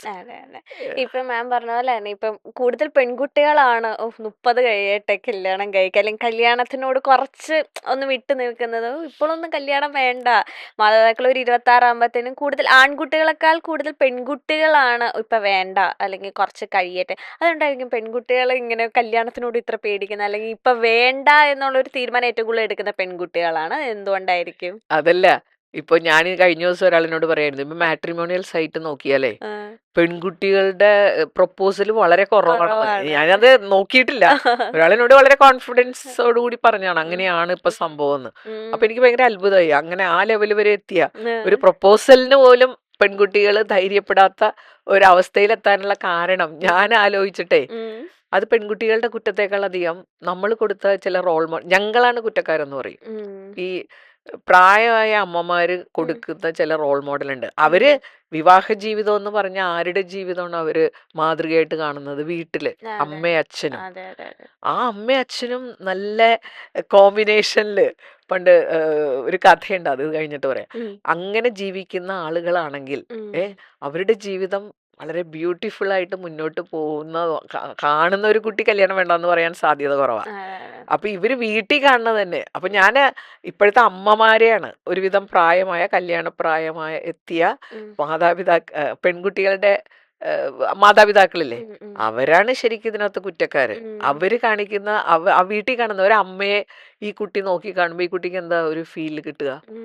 ഈ അമ്മയെ പോലെയാണ് കല്യാണം കഴിച്ച് ഞാൻ ജീവിക്കേണ്ടതെങ്കിൽ എനിക്ക് കല്യാണം വേണ്ട, അങ്ങനെ ആ കുട്ടിക്ക് തോന്നുമല്ലോ. കാരണം ഈ ഏറ്റവും കൂടുതൽ ജെൻഡർ ഡിസ്ക്രിമിനേഷൻ നടക്കുന്നത് ഫാമിലിയിലാണ് ഇപ്പോഴും. ഒരു അത് എന്നോട് ഒരാൾ ഈ ചാനലിന്റെ താഴെ, ടീച്ചർ അതിനെപ്പറ്റി ഒരു വീഡിയോ ചെയ്യണം. അതായത് വീട്ടിൽ കുറേ ജോലികളുണ്ട്, എല്ലാം ബോറിംഗ് ആണ്. തുണി അലക്കുക, പാത്രം കഴുകുക, ഭക്ഷണം ഉണ്ടാക്കുക. ഒരു ലേഡി എന്നോട് പറഞ്ഞത്, അത് such A thankless job, useless thankless job. അങ്ങനെയാണ് ഇപ്പോഴത്തെ സ്ത്രീകളുടെ മനസ്സിൽ. അപ്പൊ പക്ഷെ അവര് അങ്ങനെ ശീലിച്ചു പോയി, കണ്ടീഷൻഡായി. അപ്പൊ ഇപ്പോഴത്തെ പെൺകുട്ടികൾ കാണുന്ന ലോകം എന്ത് ഡിഫറെന്റ് ആണ്. അത് മാത്രമല്ല, അവരൊരു പ്രായമാകണവരെ നമ്മൾ അവരെ ഭയങ്കര ചിറക് വെച്ച് കൊടുത്ത പോലെയല്ലേ ഇപ്പോഴത്തെ പെൺകുട്ടികൾക്ക്. ദേ എൻജോയ് ടോട്ടൽ ഫ്രീഡം. അവർക്ക് കരിയർ, വിദ്യാഭ്യാസം, ജോലി, ശമ്പളം ഒക്കെ വരുമ്പോ ഈ അമ്മ ജീവിച്ച പോലെയാണ് ജീവിക്കേണ്ടതെങ്കിൽ ഞാനില്ല. കാരണം പലരും എന്റെ പ്രായത്തിലുള്ള പലരും ജോലിക്ക് പോയിട്ടുണ്ടെങ്കിലും ഉം. അവരുടെ ഒരു ഇൻകം എന്ന് പറഞ്ഞാൽ അവരുടെ ഒരു സ്വാതന്ത്ര്യത്തോടുകൂടി യൂസ് ചെയ്തിട്ടില്ല പലരും. അത് മനസ്സിലായി. എന്തിനു വേണ്ടി ജോലിക്ക് പോയി എന്ന് ചോദിച്ചു കഴിഞ്ഞാൽ കുടുംബത്തിലെ സാമ്പത്തികം മെച്ചപ്പെടുത്താൻ വേണ്ടി, അല്ലാതെ എന്റെ കരിയർ, എന്റെ ഒരു പേഴ്സണൽ ഗ്രോത്ത്, അതിനു വേണ്ടിയിട്ടല്ല ജോലിക്ക് അതെ. പോയിട്ടുള്ളത്. ആ ഒരു മാതൃകയാണ് ഈ പെൺകുട്ടികൾ കാണുന്നത്. എനിക്ക് കാണുന്നത്. തോന്നാറുണ്ട് അത് അവരെ ഒരുപാട് എഫക്ട് ചെയ്യാറുണ്ട്. കാരണം ഉം. അവര് കാണുന്ന ലോകം എന്ന് പറഞ്ഞാൽ എൻ്റെ ഡിഫറെന്റ് ആണ്. അവിടെ ജീവിക്കണമെങ്കിൽ ഈ ഒരു കെട്ടുപൂട്ടിൽ വന്നു കഴിഞ്ഞാൽ പ്രശ്നമാണ്. അതെ. പിന്നെ വേറൊന്നുള്ളത്, ഈ പെൺകുട്ടിക്ക് ചിറകൊക്കെ വെച്ചു കൊടുത്ത് പറന്ന് കല്യാണം കഴിച്ച് അപ്പുറത്ത് ചെല്ലുമ്പോ എന്താ പ്രശ്നം എന്ന് വെച്ചാ, ഈ ആൺകുട്ടികളൊക്കെ 50 കൊല്ലം പുറകിലാണ്. ഭാര്യ, അമ്മ, ആ റോളില് സ്ത്രീകളെ കാണുന്നതിൽ അവരിപ്പോഴും കുറെ പുറകിലാണ്. അതെ. ഭക്ഷണം കഴിച്ച പാത്രം പോലും കഴുകാത്ത എത്രയോ ആൺകുട്ടികളുണ്ടെന്ന്. ഉം. അതൊന്നും എന്റെ ജോലിയല്ല. ഉം. അല്ലെങ്കിൽ പിന്നെ വല്ലവരും സഹായിച്ച് എന്റെ ഭാര്യ പാവം എന്ന് വിചാരിച്ച് സഹായിക്കുമെന്നല്ലാതെ അത് എന്റെ റെസ്പോൺസിബിലിറ്റിയും കൂടിയാണ്. ഏറ്റവും കൂടുതൽ പ്രശ്നം വരുന്നത് അവിടെയല്ലേ, വീട്ടില്. Gender division of labour. വീട്ടിൽ ഒരുപാട് ജോലികളുണ്ട്. ഇത് ആരാണ് പറഞ്ഞത് ഇത് ഒരാൾ ചെയ്യേണ്ടതാണെന്ന്? അങ്ങനത്തെ ഒരു സിറ്റുവേഷൻ ആ ഫാമിലി ലൈഫ് ബ്യൂട്ടിഫുൾ ആക്കുന്നതിൽ നിന്ന് എൻ്റെ അമ്മയുടെ ഒരാവശ്യവും പേഴ്സണലായിട്ട് നടക്കുന്നില്ല. എൻ്റെ അമ്മ അതിരാവിലെ 5 മണിക്ക് അടുക്കളയിൽ കയറിയാൽ പിന്നെ ജോലിക്ക് പോകുന്നുണ്ടെങ്കിൽ എങ്ങനെയെങ്കിലുമൊക്കെ രാവിലത്തെ കഴിഞ്ഞ് പോയി വന്നു കഴിഞ്ഞാൽ വീണ്ടും ആ ഒരു ഡ്യുവൽ വർക്ക് അമ്മയ്ക്ക് ചെയ്യേണ്ടതായിട്ട് വരുന്നു. അമ്മയുടെ ജീവിതത്തിൽ ഒരു എൻജോയ്മെന്റ് ഇല്ല. അമ്മയ്ക്ക് ഫ്രീഡം കുറവ്. അച്ഛൻ ചിലപ്പോൾ പല കാര്യങ്ങളും ചെയ്യാൻ സമ്മതിക്കുന്നില്ല. അച്ഛൻ അനാവശ്യമായിട്ട് ഇടപെടുന്നു. ഇതൊക്കെ കാണുന്ന പെൺകുട്ടികൾ എങ്ങനെ കല്യാണം കഴിക്കും? അപ്പൊ അതും ഒരു കാരണമാണ്. കാരണം അവരാഗ്രഹിക്കുന്ന ഒരു ജീവിതം വിവാഹത്തിലൂടെ കിട്ടില്ല. പക്ഷെ സത്യം പറഞ്ഞ കല്യാണം കഴിഞ്ഞു കഴിഞ്ഞാൽ ആ രണ്ടുപേരും പരസ്പരം അംഗീകരിച്ച് സപ്പോർട്ട് ചെയ്ത് പോവുകയാണെങ്കിൽ ഇതിലും ബ്യൂട്ടിഫുൾ ആയിട്ടുള്ള ഒരു ജീവിതമില്ല. 2 ലൈഫ് പാർട്ട്നേഴ്സ്, ആ ഒരാള് നമുക്കുണ്ട്, ആ ഒരു ഫീൽ ഗുഡ് ഹോർമോൺ, അങ്ങനെ ഒരു സംഭവമല്ലേ മാരേജ്. പക്ഷെ നമ്മുടെ റോൾ മോഡൽ നമ്മൾ എന്തിനാണ് അങ്ങനെ ചെയ്യുന്നതെന്ന് എനിക്ക് മനസ്സിലായിട്ടില്ല. ആരാണ് ഇങ്ങനത്തെ ഒരു നിയമം ഉണ്ടാക്കിയത് വീട്ടില്? പണ്ട് എൻ്റെ മോള് 2ാം ക്ലാസ്സിലോ മറ്റോ പഠിക്കുമ്പോ ഒരു പാഠപുസ്തകത്തിൽ, അന്ന് അങ്ങനെയുള്ള പാഠങ്ങളാണ്, സ്ത്രീകളെ മഹത്വൽക്കരിക്കുന്ന പാഠം. അപ്പൊ അതിൽ അമ്മയെ കുറിച്ചുള്ള ഒരു പാഠങ്ങളിരുന്ന് വായിക്കും കേട്ടോ, ഉറക്ക വായിക്കും. അമ്മ രാവിലെ എഴുന്നേറ്റ് അങ്ങോട്ടോടുന്നു ഇങ്ങോട്ടോടുന്നു, അമ്മ അടുക്കളയിൽ അത് ചെയ്യുന്നു ഇത് ചെയ്യുന്നു, ബ്രേക്ക്ഫാസ്റ്റ് ഉണ്ടാക്കുന്നു. ഉണ്ടാക്കൽ മാത്രമല്ല എന്നെ കഴിപ്പിക്കുകയും ചെയ്യണം ഒക്കെ അമ്മ. അച്ഛനെ കുറിച്ച് ഒരൊറ്റ വാചകമുള്ളൂ, അച്ഛൻ ചാരുകസേരയിൽ കിടന്ന് പത്രം വായിക്കുന്നത്. അപ്പൊ ജെൻഡർ റോൾ നമ്മൾ എന്തുമാത്രം ഇങ്ങനെ, അപ്പൊ ആളുകളുടെ മനസ്സിലേക്ക്, അപ്പൊ ഇത് കണ്ടു വളരുന്ന ആൺകുട്ടികളും ഈ ഒരു രീതിയാണ്. ഇപ്പോ പ്രസവത്തിന് മുമ്പ് ഡിപ്രഷൻ, പ്രസവത്തിന് ശേഷം. കാരണം പെൺകുട്ടികൾ അതൊരു അവർക്ക് വേറൊരു ലോകം ഉണ്ടല്ലോ. അപ്പൊ അവരിതിനൊക്കെ അയ്യോ ഒരു കൊച്ചുണ്ടായി കഴിഞ്ഞാൽ പിന്നെ ഇതെല്ലാം എന്റെ തലയില്. പണ്ട് അങ്ങനെയല്ല. ഞങ്ങള് കുട്ടിയുണ്ടായി ഞങ്ങക്ക് കൂട്ടുകുടുംബമൊക്കെ ഉണ്ടായിരുന്നു, ഇൻലോസ് ഉണ്ടായിരുന്നു. അപ്പൊ അത് സപ്പോർട്ട് സിസ്റ്റം ഉണ്ടായിരുന്നു. ഇത് നോക്കുമ്പോ ഇതൊന്നുമില്ല. ഇതെല്ലാം കൂടി അത്രയും നാള് വളരെ ഫ്രീഡത്തിൽ കഴിഞ്ഞ ഒരു കുട്ടി ഭയങ്കര ടൈഡപ്പ് ആകുന്ന അവസ്ഥയുണ്ട്. അപ്പൊ അത് ഒരു കാരണമാണ്. ഇവര് കാണുന്ന റോൾ മോഡൽ ഒന്നും ശരിയല്ല. സ്വന്തമായിട്ട് ഒരു സ്ഥലത്തേക്ക് പോകാൻ പറ്റില്ല. ഇപ്പോഴും അമ്മ ചിലപ്പോ അമ്മയുടെ വീട്ടിൽ പോണത് അനുവാദമൊക്കെ എടുത്ത് കുറെ നേരത്തെ പറഞ്ഞ് ഞാൻ 2 ദിവസം അവിടെ പോയി നിന്നോട്ടെ. അമ്മമാരുടെ ഡയലോഗ് തന്നെ തെറ്റാണല്ലോ. ഞാനൊന്ന് അവിടെ പോയി വരട്ടെ, ഞാനൊന്ന് അവിടെ വരെ പോവാണെന്ന് പറഞ്ഞ എത്ര അമ്മമാരുണ്ടാവും. ഞാൻ പോയിട്ടെ മറ്റന്നാൾ വരാം, അല്ലെങ്കിൽ ഞാൻ എൻ്റെ ഫ്രണ്ടിന്റെ കൂടെ ഒരു സ്ഥലത്ത് ഒരു ചെറിയൊരു ട്രിപ്പ് ഉണ്ട്, അങ്ങനെ പറയുന്ന എത്ര പേരുണ്ടാവും. ആ രീതിയിലായിരുന്നെങ്കിൽ അവർക്കൊരു അവരുടേതായിട്ടുള്ള കരിയർ. അതുപോലെ അമ്മമാരൊക്കെ കരിയർ ഓപ്പർച്യൂണിറ്റി വേണ്ടാന്ന് വെക്കുന്നവര്, ഒരു ട്രാൻസ്ഫർ വന്നു കഴിഞ്ഞാൽ അത് ഒരു പ്രൊമോഷൻ ട്രാൻസ്ഫർ അത് വേണ്ടാന്ന് വെക്കുന്നവരൊക്കെ ഒരുപാട് പേരുണ്ട് ഇപ്പോഴും. സ്വന്തം ചിലവര് പിന്നെ ഒരു കാരണമില്ലാതെ സ്വന്തം കുടുംബത്തിന് വേണ്ടി. പക്ഷെ അത് ഇങ്ങനെ ഒരു നെഗറ്റീവ് ഇമ്പാക്റ്റ് നമ്മുടെ മക്കളിൽ ഉണ്ടാക്കുന്നുണ്ട്. അവരതിന്റെ ബ്യൂട്ടി അറിയാതെ അത് പരസ്പരം സപ്രസ്ഡ് ആക്കാനുള്ള ഒരു സാധനമായിട്ട്, പ്രത്യേകിച്ചും പെൺകുട്ടിക്ക് ഒരു സപ്രഷനിലേക്ക് പോകാൻ. ഇപ്പോഴും നമ്മള് അതിനെപ്പറ്റി സംസാരിക്കുന്നത് തന്നെ എങ്ങനെയാ, മകളെ കെട്ടിച്ചയക്കുക, ആ ഒരു കോൺസെപ്റ്റിൽ നിന്നൊക്കെ നമ്മൾ മാറിയിട്ടില്ല. ഒരു പെൺകുട്ടി എന്ന് പറഞ്ഞാൽ അവൾക്ക് 2 വീടുണ്ട്. അവള് ജനിച്ചു വളർന്ന വീടും കല്യാണം കഴിച്ച വീടും അങ്ങനെ നിൽക്കണ്ടേ. അല്ലാണ്ട് അവള് കെട്ടിച്ചയച്ച് ഇപ്പോഴും അങ്ങനെ സംസാരിക്കുന്ന ഒരുപാട് പേരുണ്ട്. മോളെ കെട്ടിച്ചിരിക്കുന്നത് അവിടെയാണ്. അല്ലെ മകളുടെ ലൈഫ് പാർട്ട്ണറുടെ വീട് അതാണെന്ന് പറഞ്ഞാൽ പോരെ, ആ. ഹസ്ബൻഡിന്. നമ്മുടെ ആ സംസാരത്തിൽ പോലും നമ്മൾ അങ്ങനെ ആ മാരേജിന്റെ ഒരു ബ്യൂട്ടി Beauty. അതെ. ഇല്ലാത്ത വിധത്തിലാണ് നമ്മൾ സംസാരിക്കുന്നത്. മനസ്സിലായി. അതൊക്കെ എനിക്കെപ്പോഴും എൻ്റെ മനസ്സിൽ ഇത് ഞാനിപ്പോഴാണ് ഇവിടെ പറഞ്ഞത്. അങ്ങനെ ഒരു തോന്നൽ എപ്പോഴും ഉണ്ടാകുന്നുണ്ട്. നമ്മുടെ ഒരു റോൾ മോഡൽ ഒട്ടും ശരിയല്ലല്ലോ. അമ്മ ഹാപ്പി അല്ലെങ്കിൽ പിന്നെ മോൾക്ക് മക്കള് കല്യാണം കഴിക്കാൻ തോന്നും. അതെ അതെ ആ, സത്യം. അമ്മമാര് ചിലപ്പോൾ അവരോട് ഒരുപാട് സ്വകാര്യ ദുഃഖങ്ങൾ പങ്കുവയ്ക്കുന്നുണ്ടാവും. അപ്പൊ അവർക്ക് ഉള്ളിൽ ഒരു പേടി ഉണ്ടാവും, പേടിയുണ്ടാവും. എനിക്ക് അങ്ങനെ എങ്ങനെ ഫേസ് ചെയ്യും ഫേസ് ചെയ്യാൻ അപ്പുറത്ത് പോയി കഴിഞ്ഞാൽ. അതെ അതെ അതെ ആ, അങ്ങനെയുള്ള ഒരു റോൾ മോഡലിംഗ്, അച്ഛൻ അമ്മയോട് എങ്ങനെ പെരുമാറുന്നു, അതെ അതെ അതുമൊക്കെ അതിനകത്ത് ഇൻഫ്ലുവൻഷ്യൽ അല്ലേ. ഇൻഫ്ലുവൻസ്. അമ്മയോടൊരു ബഹുമാനമില്ലാതെ പെരുമാറുമ്പോ ഓക്കെ എനിക്ക് അങ്ങനെ തോന്നിയിട്ടുണ്ട്. Okay okay. ഈ സെൽഫ് ലവ് നമ്മൾ ഒരുപാട് കേട്ടേക്കുന്ന കാര്യങ്ങളാണ്, അല്ലെങ്കിൽ എല്ലാവരും പറയുന്നത് നമ്മൾ ആരെയും സ്നേഹിക്കാൻ വേണ്ട സെൽഫ് ലവ് സെൽഫ് ലവ്. അപ്പം ഒരുപാട് പേർക്ക് പലതരത്തിലുള്ള ഡെഫിനിഷൻസ് ആണ് സെൽഫ് ലവ്. മാമിന്റെ വ്യൂ പോയിന്റിൽ എന്താണ് യഥാർത്ഥത്തിൽ സെൽഫ് ലവ് കൊണ്ട് മീൻ ചെയ്യുന്നത് എന്താണ്?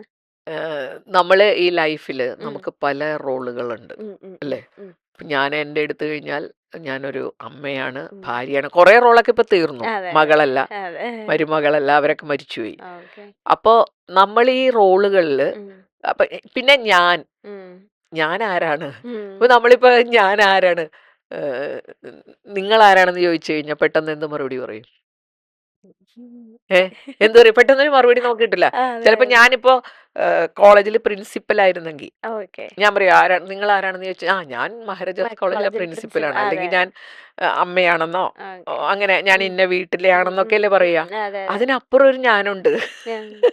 നമ്മളെപ്പോഴും ഇങ്ങനെ ഞാൻ അമ്മയാണ്, ഭാര്യയാണ്, മറ്റേതാണ്, ടീച്ചറാണ്, അതിനപ്പുറം ഒരു ഞാനുണ്ട്.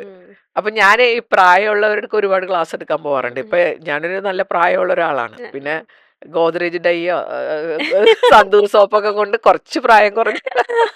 അല്ലാതെ ഞാൻ സാധാരണ വളരെ സീനിയറാണ് നിങ്ങളൊക്കെ. റിട്ടയർ ചെയ്തിട്ട് തന്നെ 12 കൊല്ലം കഴിഞ്ഞല്ലോ. അപ്പൊ ഞാനിങ്ങനെ ഒരുപാട് ജീവിതത്തിലൂടെ കടന്നു പോയിട്ടുള്ള ഒരാളാണ്. അപ്പൊ ഞാൻ ഈ ഇങ്ങനെ ആളുകളോട് പറയാറുണ്ട്, നമ്മൾ ഈ ഒരു ഓൾഡ് ഏജ് എന്ന് പറയുന്നത് 60 അല്ലേ, 60+ അല്ലേ ഓൾഡ് ഏജ്. ഞാൻ 70 ആകാറായി. എനിക്കത് പറയുമ്പോൾ എൻ്റെ ഹസ്ബൻഡ് പറയാറുണ്ട്, അതൊന്നും എല്ലാവരോടും പറഞ്ഞുകൊണ്ട് നടക്കണ്ട, പക്ഷെ സപ്തതി ആഘോഷിക്കണം, എനിക്ക് അതിന്റെ ത്രില്ലിലാണ്. അപ്പോ അപ്പൊ അതാണ് വേറൊരു പ്രശ്നം. നമ്മളോട് ഒരു ഈ ട്രെയിനിലൊക്കെ യാത്ര ചെയ്യുമ്പോഴേ നമുക്ക് ഏജിങ് പ്രോസസ് ഒരു റിയാലിറ്റി ആണല്ലോ. അപ്പൊ ചിലരെന്നാലും ഈ ലോവർ ബർത്ത് കിട്ടാത്തവരെ, ഞാൻ ലോവർ ബർത്ത് ഒക്കെ ബുക്ക് ചെയ്യുന്ന നേരത്തെ, കാരണം എനിക്ക് മുകളിലൊക്കെ കയറാൻ കുറച്ച് ബുദ്ധിമുട്ടൊക്കെ ഉണ്ട്. Ageing process is A reality. പക്ഷെ അവര് നമ്മളെ കാണുമ്പോൾ നമ്മളെ അയ്യോ ഇത് ഇത്തിരി പ്രായമുള്ളവരാണ്, അവര് നോക്കുമ്പോ 60 വയസ്സൊക്കെ ഉണ്ടാവുള്ളൂ, പക്ഷെ നമ്മളോട് പറയും മോളിൽ കയറാൻ. അങ്ങനെയില്ലെങ്കിൽ അത്ഭുതമുള്ള എനിക്ക് പോലും നെട്ടലായി 70. അപ്പൊ അങ്ങനെ ഏജിങ്, ഞാൻ അങ്ങനെയുള്ള ആളുകളോട് സംസാരിക്കുമ്പോ ഞാൻ പറയും, നമ്മളിപ്പോ ജീവിച്ചിരിക്കുന്നതിന് എല്ലാവർക്കും കിട്ടുന്ന അവസരമല്ല അത് അല്ലെ. ഈ പ്രായമായി ജീവിച്ചിരിക്കുക എന്നുള്ളത് ലോകത്ത് എത്രയോ പേര് അതിന് നമ്മൾ ജീവിച്ചിരിക്കുന്നുണ്ടെങ്കിൽ അതിനൊരു എന്തെങ്കിലും ഉണ്ടാവും, ഒരു ലക്ഷ്യം ഉണ്ടാവും.